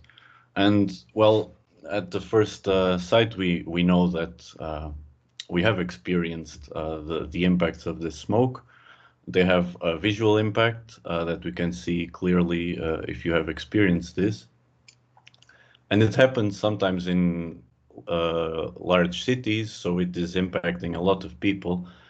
And you can feel it. I mean, the smell of the smoke is everywhere. Sometimes it lasts for days and it can be quite annoying. And of course, this has consequences for the health of the people breathing in this smoke.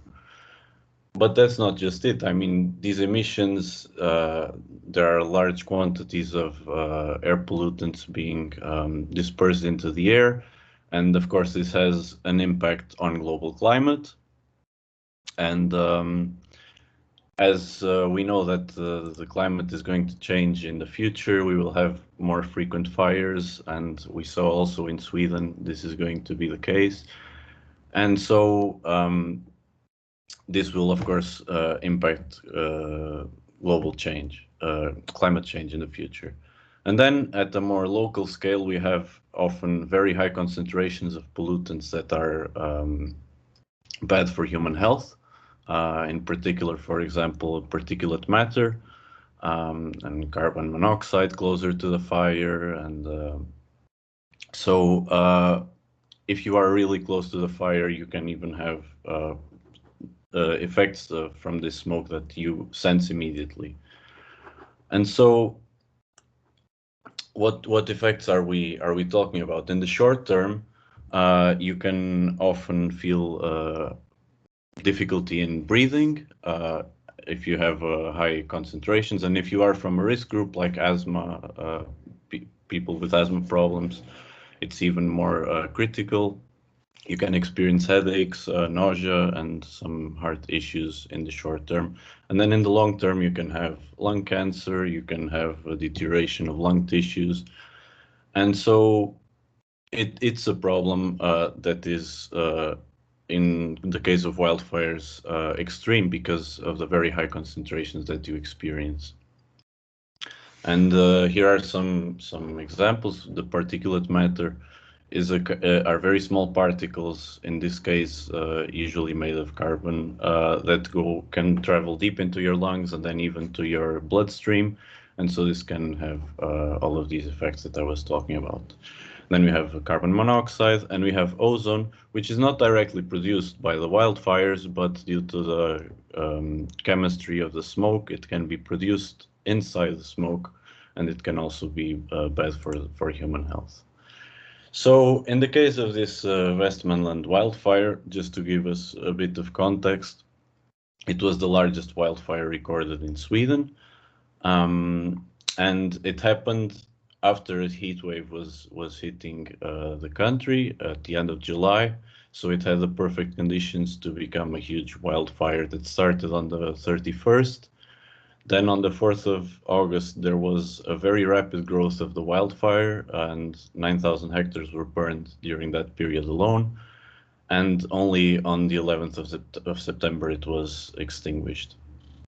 And in 2014, it was in fact the largest wildfire recorded for Europe. So here you can see some images of the burned area. And you can see the smoke plume recorded from satellites close to the fire. And so we went and looked at air quality stations, which are monitoring constantly air pollutants across Europe. And we see here the region where the fire took place. There is the fire itself here in the center. Here to the right, you have Stockholm with a lot of air quality stations. And we see that on the days where the wildfire was strongest, so from the 3rd to the 6th, there is clearly an increase in the concentrations of particulate matter. And not only the coarser particulate matter, but also the finer particulate matter has a clear increase here. And so how did we approach this? I mean, we wanted to model the smoke in the air. So to do this, we used a chemical transport model.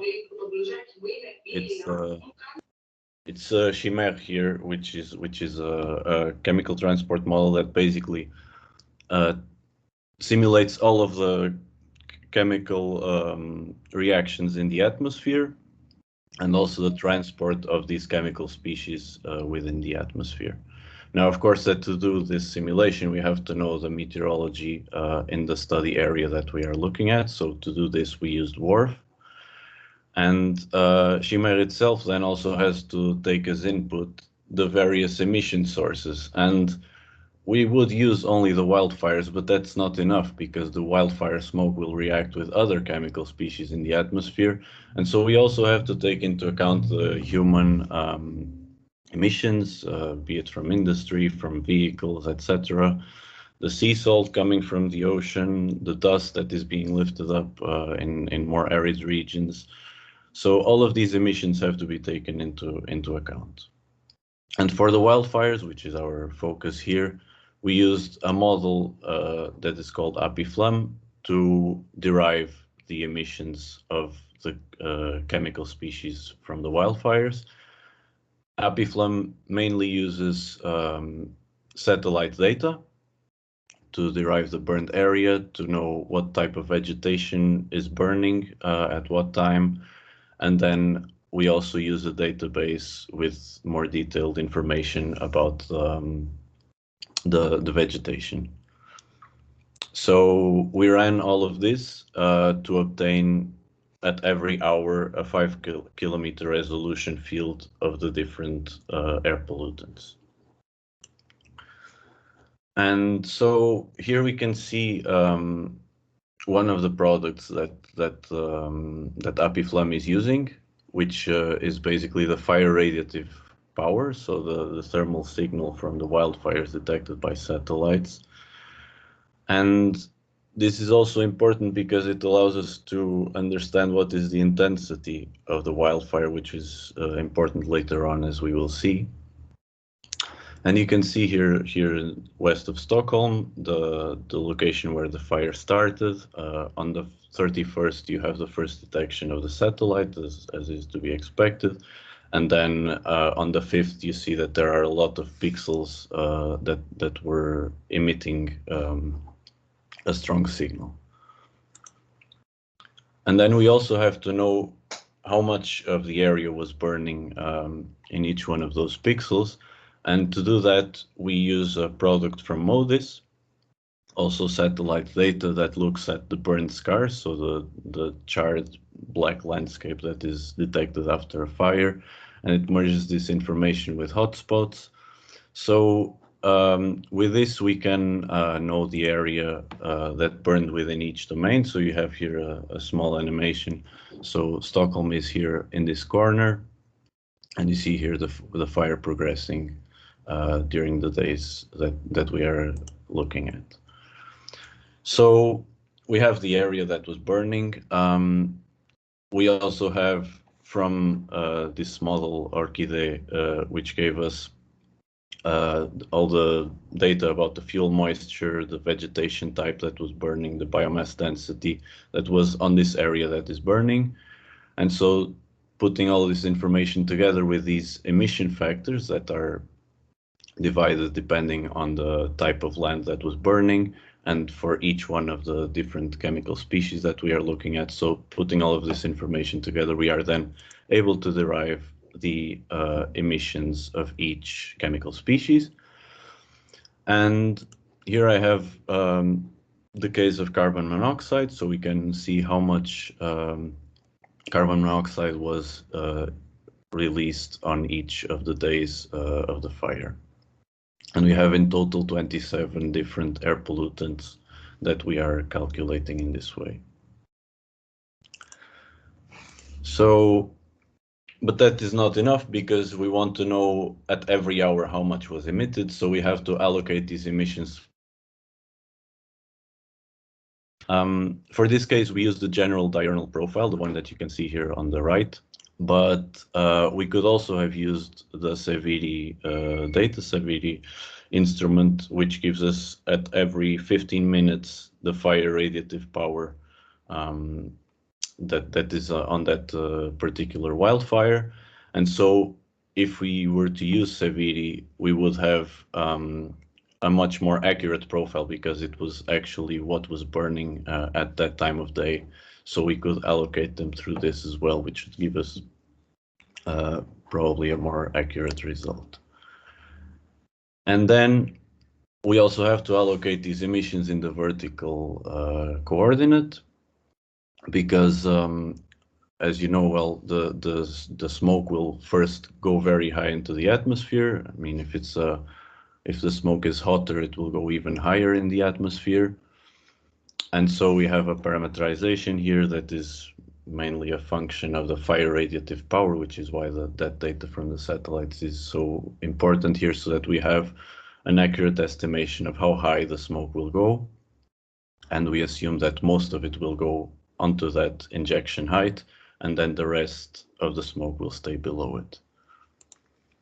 So putting all of this information together, we were able to do the simulations with Chimère. And so here we have the case of particulate matter. I put on the right picture, you can see some black dots. They are populated areas that will be, so if they are affected by smoke, it is more critical because it can have an impact on health. And basically, you see that on the 31st, you already had some emissions. On the 1st of August, the smoke was going towards the coast, which would have been bad. But I mean, luckily on the 2nd, the wind changes direction, so Stockholm is not being affected directly by it. But there are still some populated areas that are affected by the smoke during the 2nd. On the 4th, not so critical. But then on the 5th, as you can see here, suddenly the wind starts to change direction, it slows down. So you have a strong concentration of air pollutants in the region, and it affects several populated areas around it. So yeah, the 5th year was quite critical in terms of concentrations of particulate matter. So to give you an idea, before we were talking about these different pollutants, the limit value suggested by the EU legislation for PM2.5 was 20 micrograms per cubic meter. So these are very high values that are bad for human health. And then we also looked at ozone. Ozone is a more complex pollutant because it's highly reactive, so it depends much more on the chemistry of the atmosphere than particulate matter, which is basically not going to react with almost anything, at least in a short term. And you can see in this animation here that O3, it is produced through the reaction of components within the smoke cloud, but it is only produced during the day because it requires sunlight for this reaction to happen. And so during the day, you have high concentrations of ozone wherever the smoke is passing through. But then during the night time, in fact, you have other reactions taking place which destroy ozone. And so during these periods, as you can see here, for example, the smoke actually decreases the concentration of ozone, which has a positive impact on human health. Well, not so much, but it's not as bad during the night as it is during the day in any case. And so to conclude, we saw that this wildfire in particular had a strong impact. We already saw it from the air quality monitoring stations.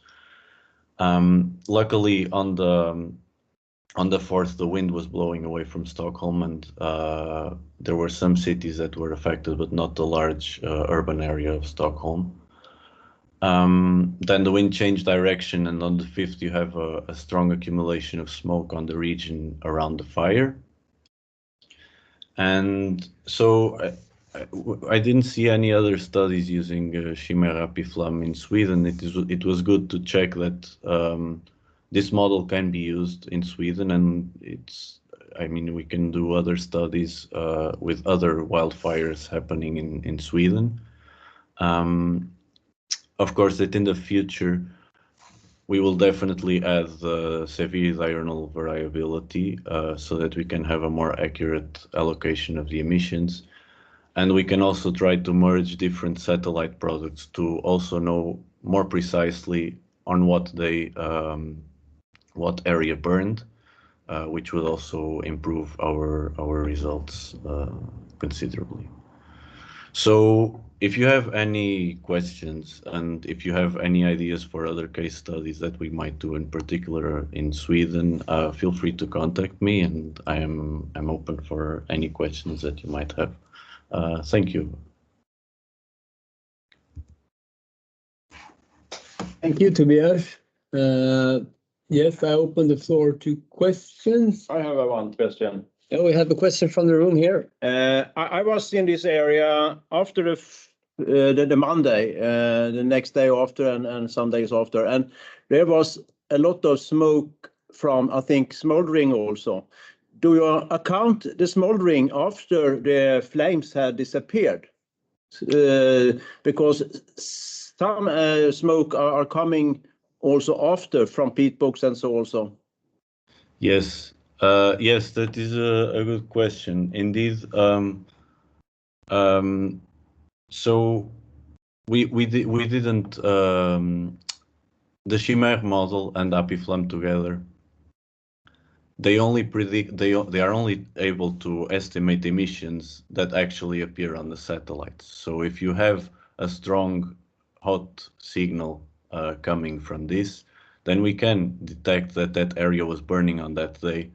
And if there is charred land afterwards, then we can also see that, and we can estimate that there was something being emitted on that day. But if the area burned 2 days ago and it's still in this smoldering process, then those emissions won't be allocated properly, and so you won't see any emissions on the days after the burned area. So yes, that is an issue with this approach, and you can have some significant emissions during this smoldering phase. So it's also an issue. Yes, definitely. Okay, thank you. Any other questions for Tobias? If not, I have one, which is are there any sort of emission factors or other information that you feel is missing for this region in order to do this work? I mean, given, for example, that the coniferous forest in the boreal region has a very different understory. So the little layer and the moss layer, for example, looks very different from a coniferous forest. I didn't look into detail into the emission factors that came with Apiflam. I know that you can change them, and I'm seeing here that one of the emission factors is actually related to the boreal forest. Mm-hmm. So I'm guessing that they are modestly accurate, but yeah. Of course that emission factors is an area where we can improve a lot in general when it comes to wildfire emissions, and there is always a lot of dispersion in the literature when you look at emission factors being reported by this one or another paper. And so if you have a local emission factor that was actually measured in Sweden with some larger data sets, I think that it's always worth it to implement those emission factors for the particular case study that you are looking at. Right. Great. Thank you, Tobias. Thank you, Johan. We are right on time now for our last presenter. Carlos, are you with us? Yes, I'm here. Excellent. I think you should be able to share. I will share my screen.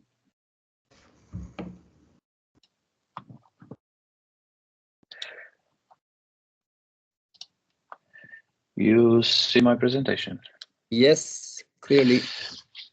Okay, thank you.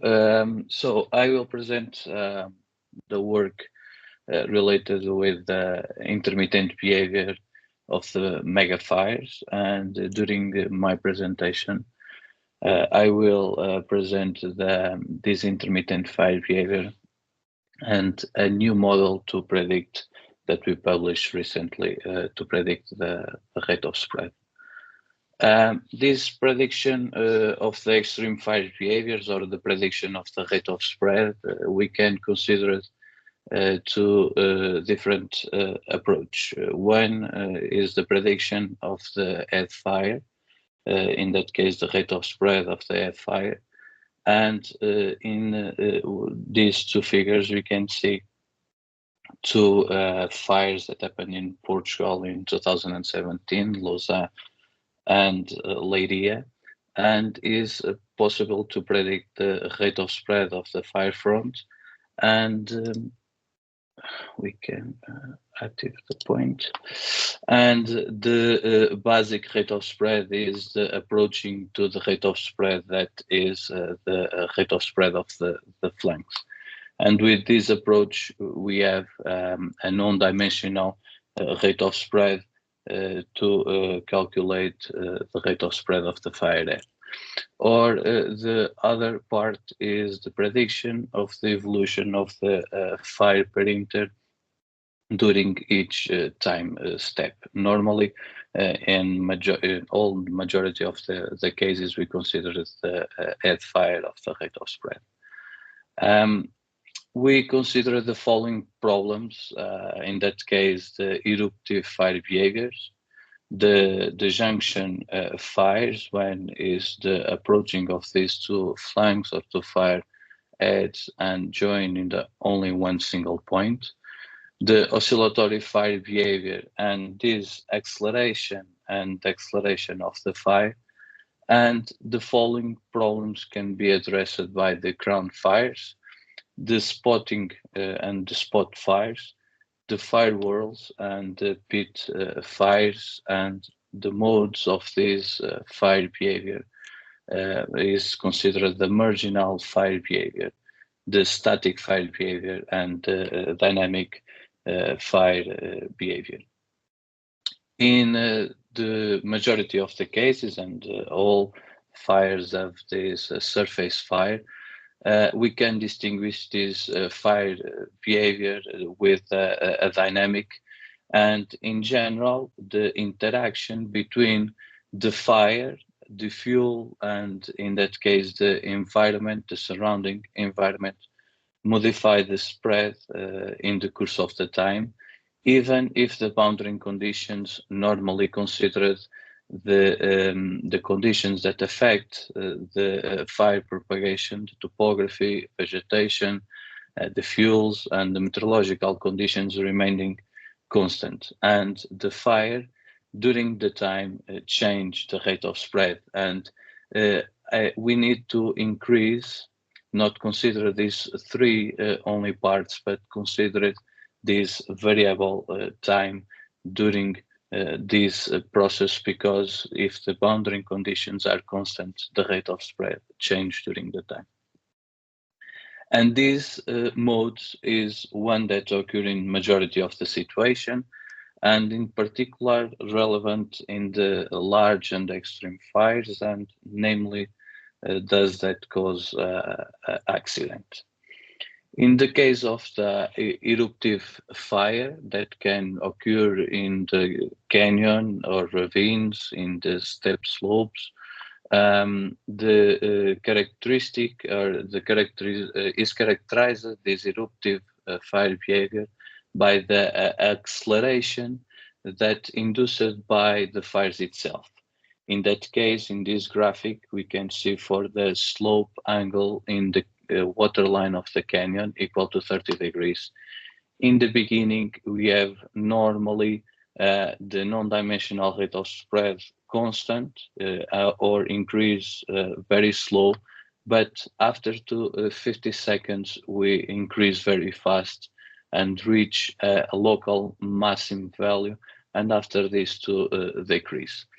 This model can be predicted by this mathematical equation, and for each type of the fuel, the acceleration phases and the eruptive process is the same. In that case, for the straw, we have these constant values is very lower, less than 1, because the difference, the straw, the pine needles, or a litter or shrubs, depends the residence time of the flame.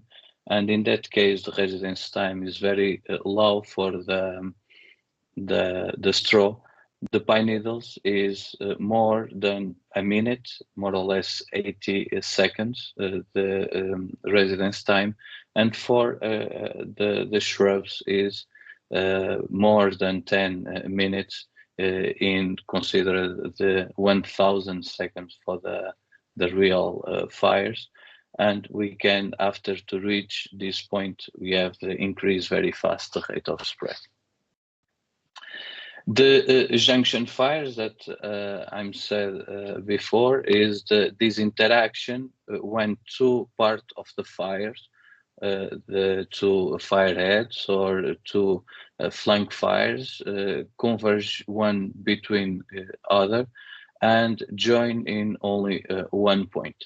This is the movement of this intersection point is very fast, and we have registered is more fast we have registered in the forest fires. For the 40 degrees, but if for 30 degrees is more or less the same order of the magnitude, the maximum value. We have the maximum value, in that case the non-dimensional rate of spread, like 200 values. And if we compare in that case with the canyon, you have the 50 and 40 values in non-dimensional rate of spread. And for this type, and considered the same full type, is very fast compared with the other situation. In 2017, in Portugal, in Padrão Grande Fire, two fires, the Escalos Fundeiros Fire and Regadas, merged these two flanks, and the propagation of the fire was influenced by the interaction of these two non-symmetrical fire fronts. And in the middle, the join of these two flanks, the rate of spread is more or less the 15 kilometers per hour. And this junction fire created a firestorm that killed 66 people. And in the lab, compared the values that was measured in the field, we can and we are able to predict and model this behavior and published recently in the last year the results in this paper. The oscillatory fire behavior is the process where when these the interaction of the fire with the surrounding flow with this important convective process happens and due to the very high temperature associated with this combustion process. This is the field test with a junction fire, and we can see in this right fire front a small fire whirl, but in the middle this convective process is very high and is possible with the infrared camera to see a biggest fire whirl in the middle during this convective process. This interaction between this convective flow and the surrounding ambient modify the condition of the fire, and is important to define and to understand that what the fire is doing now may be very different from what we'll do in a few minutes. We propose this new novel concept that is the relation of this fire behavior is considered an oscillatory and intermittent in the sense of the rate of spread increase, but the convective flow induced by the fires neutralize this normally or this tendency acceleration and decrease this rate of spread during the time, and after this can be increased if the boundary conditions persist. And the same happens with this looping effect, this acceleration and deceleration phases in the rate of spread. And this dynamic fire behavior show this intermittent or oscillatory fire behavior. This effect can be observed in all scale of the analysis that we measure. The lab, we can see for these small tests, more or less 3 meters, this looping effect with this acceleration and deceleration phases, and after to reach the maximum rate of spread, we have another cycles and with this acceleration and deceleration in the rate of spread of the fire. In the field, this behavior is more or less the same with this looping effect, and in the real fire with a different order of the magnitude of the travel of the firehead is very happen the acceleration and the acceleration phases, this looping effect. This novel concept of the fire growth was proposed to describe the intermittent of the oscillatory growth of the fire over the time, due to the interaction between the fire, the fuel, and the environment. And in the beginning, the flame angle is vertical, is like 90 degrees, and the convection is in both sides of the flames. The natural convection is equal in both sides of the flame. But when we induced by a constant wind or a constant topography, the flames inclines towards to the fuel, the flame angle decrease, and the rate of spread increase to reach the maximum value in stage 7. This acceleration influence the flow in both sides of the flame, and this flow increase as well in both sides of the flame. The model of the flow in the lee side of the flame increase and change the flame angle, and we have this tendency to this flame angle goes to 90 degrees into stage 7, and with this change the flame properties, the rate of spread decrease and reach a local minimum in stage 8, and after this a new cycle can begin if the boundary conditions persist, and the flame depth and the flame is large compared with the stage 1.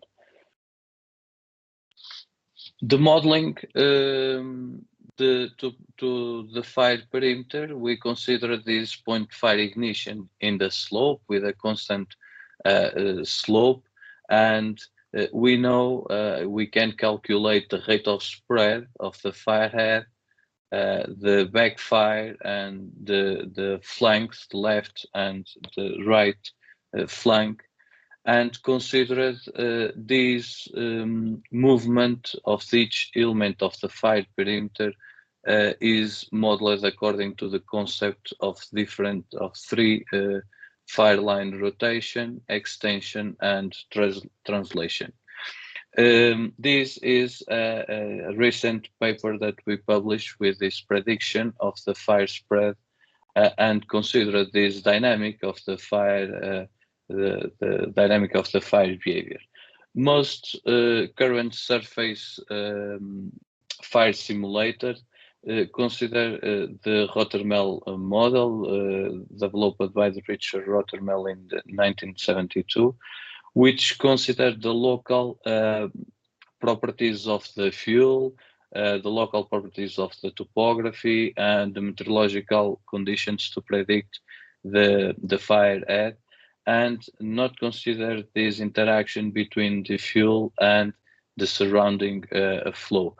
In that case, with a point fire ignition, the effect of the convective process near to the fire head and the flanks change the fire spread during the time that we can see before, and this is not considered in the Rothermel model. And with these different infrared cameras, is a point fire ignition with a 30 slope, we can calculate the perimeter of these isochrones for each time step for the evolution of the fire, and use this new mathematical model to predict the fire perimeter, and in this figure is represented as a dashed line, and we can see this a good accuracy to the results.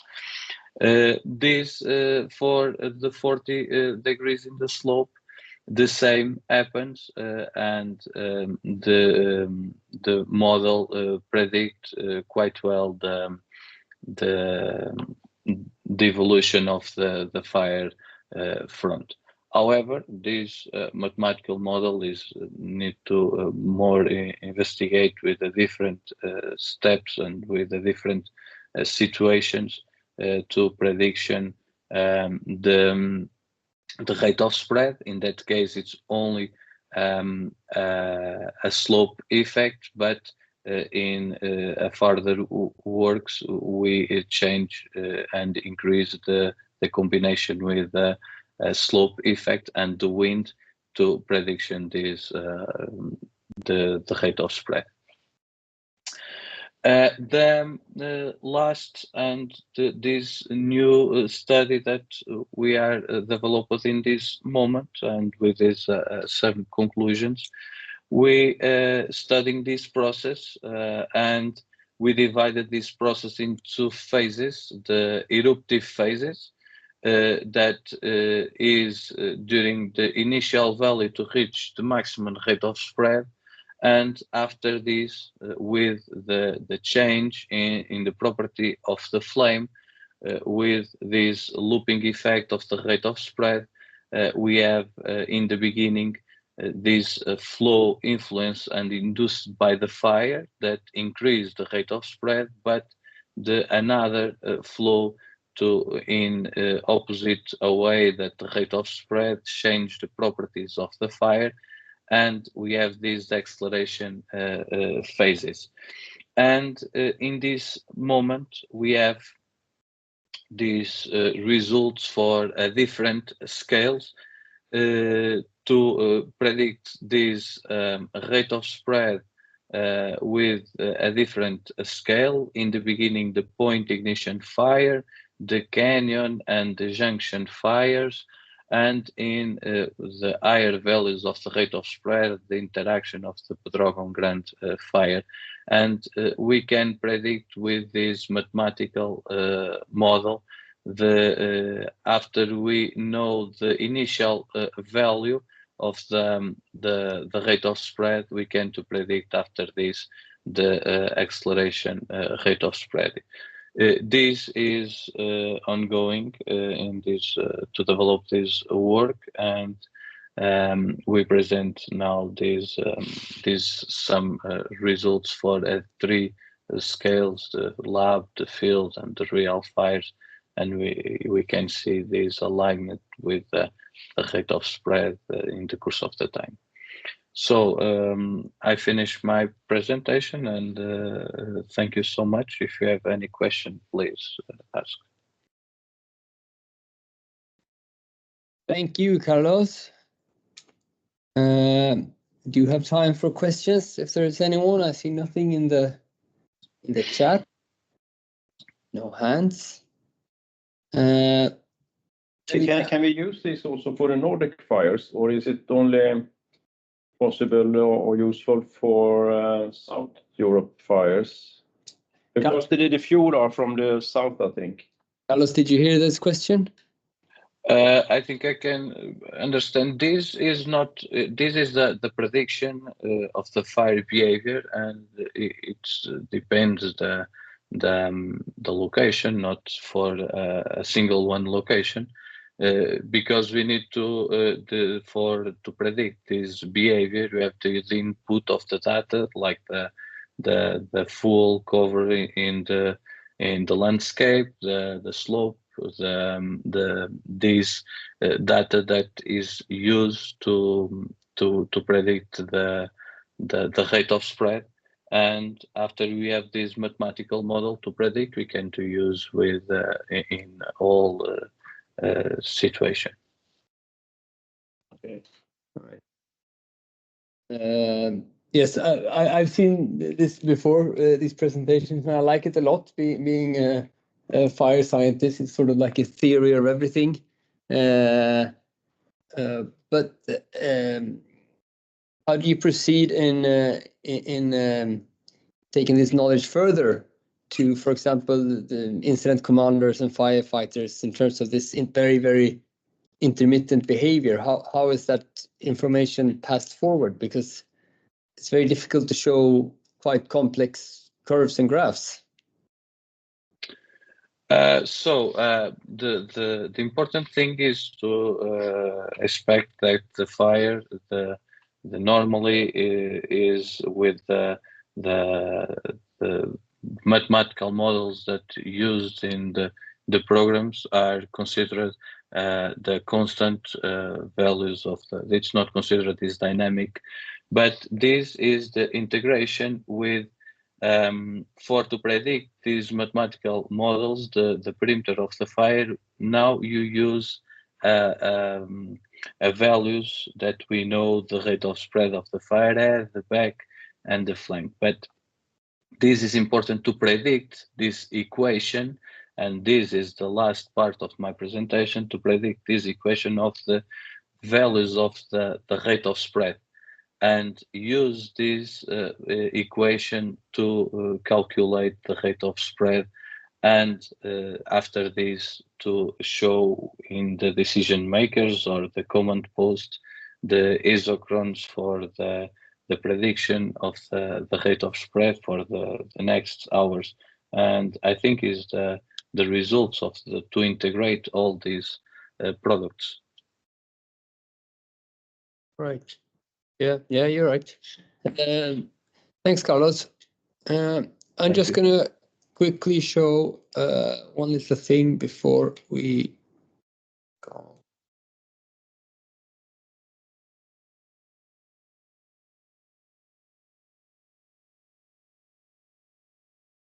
I hope you can see my screen. Future events within the FirEUrisk project is that we will have a similar pilot site implementation in Greece, in the Attica region. That will be in June. And then possibly the highlight of the project is the European territory pilot implementation, which I think is in September at JRC. And other developments which has bearing to the northern pilot is that the FirEUrisk app, which we haven't discussed today, is already out for Android. I will send everyone who's been in this meeting some links within the following days where you can also look for this app. There will also be further development on the Shiny app, which Jessica showed you before. We will try to apply this Springfire model for Eastern and Northern Europe, and there will be some policy recommendations coming out for both Europe and for separate regions. And at the end of the project, we hope that we have our public viewer up with most of the data we have produced available for the public. But for this, I consider this day to be over and successful, and wish you all a pleasant evening.